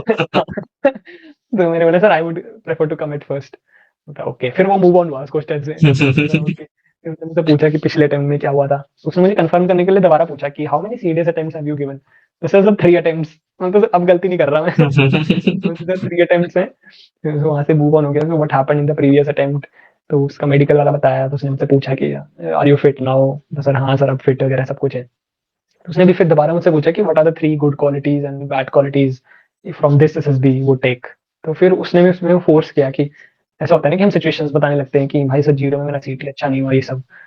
मतलब don't tell me the reasons, tell me the qualities. उससे स्पेसिफिक क्वालिटीज पूछ रहा था मुझसे। फिर वो मैंने ऐसे ढूंढ के क्वालिटीज बताई, कहाँ कहाँ से क्या क्या चीजें थी, वो चीजें बताई मैंने। फिर मेनली मेरे को यही लगा कि ओपिनियन बेस्ड क्वेश्चन पूछा था मुझसे वो, क्योंकि लास्ट में जाते जाते भी उसने मुझसे पूछा कि give me one suggestion for the food of this SSB batch of this SSB board. तो सर what is missing, ऐसा बोला उसने, in this you have went to all the boards, so nothing is missing, everything is which is in other boards, it is available here, so no, give me one dish। फिर मैंने बहुत सोच के उसने मुझे बोला, लिटरली बोला 2 minute low तुम और सब सोचो। मैंने 2 मिनट लिए, और फिर मेरे उस टाइम पे दिमाग में आया आलू गोभी। मैंने आलू गोभी बताया उसको, मैंने बोला कि this is which you can include. उसने बोला okay Nitin thank you so much. मैं बाहर आ गया। मैक्सिमम 10 मिनट की, 8-10 मिनट की कॉन्फ्रेंस थी वो। मैं बाहर आ गया था। फिर मैं उसमें भी डायलेमा में था कि यार ये लंबी हुई कॉन्फ्रेंस के क्या, इसमें कुछ निकल के तो आ नहीं रहा। ओपिनियन बेस्ड ही थे ज्यादातर। कुछ एसआरटी वसारटी ऑर्गेनाइज करने को तो कुछ बोला नहीं, है ना। कुछ था ही नहीं ऐसा, तो वही था, डायलेमा में थे हम लोग। वापस आ गए हम, फिर बैठ गए अपने शेड वेड में। फिर कितने बंदे रेकमेंड हुए थे तेरे बैच से? फिर साइकोलॉजिस्ट मैम आई, उन्होंने पूछा हमसे कि how many people do you think have been recommended. तो हम सबने बोला कि मुझे खुद लग रहा था कि 3-4 बंदे होंगे, 3 बंदे मिनिमम। सर हम 3। मैंने खुद ही बता दिया था, unfortunately this time only one of you have made. तो उसने तो जब ये बता दिया तब तो मुझे ऐसा लगा कि वो जो मेरे सामने बैठा था 20 नंबर वो ही हुआ होगा, क्योंकि उसकी कॉन्फिडेंस बहुत लंबी चली थी। अपने पे इतना कॉन्फिडेंस तो था कि अच्छा गया, पर इतना नहीं था कि अकेला वन बंदा हो जाएगा। अकेला बंदा हो जाऊंगा मैं। तो और उसका टेस्ट नंबर 20 था, मेरा 28। फिर उसने जब रिजल्ट सुनाया तो उसने बोला टेस्ट नंबर 28। तब तक 20 भी उठना चालू हो गया था, क्योंकि उसको भी खुद पे कॉन्फिडेंस था बहुत ज्यादा। तो फिर उसने मेरा नाम लिया, फिर सबने वही ताली वाली बजाई, हमने टेस्ट नंबर लिया। बट स्टिल मुझे ऐसा लग रहा था कि भाई 2-3 बंदे और होने चाहिए थे, थोड़ा ज्यादा ही अनफेयर हो गया। वही साइकोलॉजिस्ट मैम ने दोबारा से यही बोला कि you again got recommended from the 31 SSB. Yes ma'am. वही नॉर्मल बात करके फिर खत्म हुआ ये वाला एसएसबी भी। होपफुली सब कुछ अच्छा हुआ। फाइनली नितिन भाई एक बार और रिकमेंड हो गए, वो भी सेम बोर्ड से है ना? हाँ बोर्ड भी भाई। सेम था ना पहले भी? और वो भी यार बहुत बड़ी बात है कि आउट ऑफ 30 वो वन कैंडिडेट गॉट रिकमेंडेड, उसमें तुम निकल के आ गए। ठीक है। वही भाई, उस टाइम भी यही लग रहा था कि अकेला बंदा है, बस मैं ही हूँ बस। अब तो मैं ही भगवान हूँ। अब तो हम ही हैं बस रिकमेंड होने वाले, और कौन बचे ही नहीं। और सब लोग यही पूछते थे आफ्टर रिकमेंडेशन होते कि भाई एक ही किया क्या, एक ही। क्या हो रहा है हाँ यार, मैं ये? तो सोच रहा था और 2-3 कर देते, पर नहीं किया यार, मैं क्या कर सकता हूँ। ठीक है, थैंक यू भाई नितिन भाई। Congratulation once again and all the best for your future endeavours. Training अच्छे से करो, सेफ्टी के साथ करो। ठीक है। हाँ भाई, thank you so much for giving me this opportunity कि भाई हम यहाँ पर आके तुम्हें बताएं, एक्सपीरियंस शेयर करें। Only one of its kind. बाकी तुम भी जल्दी जल्दी रिकमेंड हो भाई। You wish to see you in the forces as well soon enough. Thank you भाई, एंड डेफिनेटली करते हैं। और thank you all for watching this video and thank you Nitin once again for sharing your valuable experience. I hope you all find this video helpful. Do share, like and thank you all once again for watching this video. मिलते हैं आपसे next video में।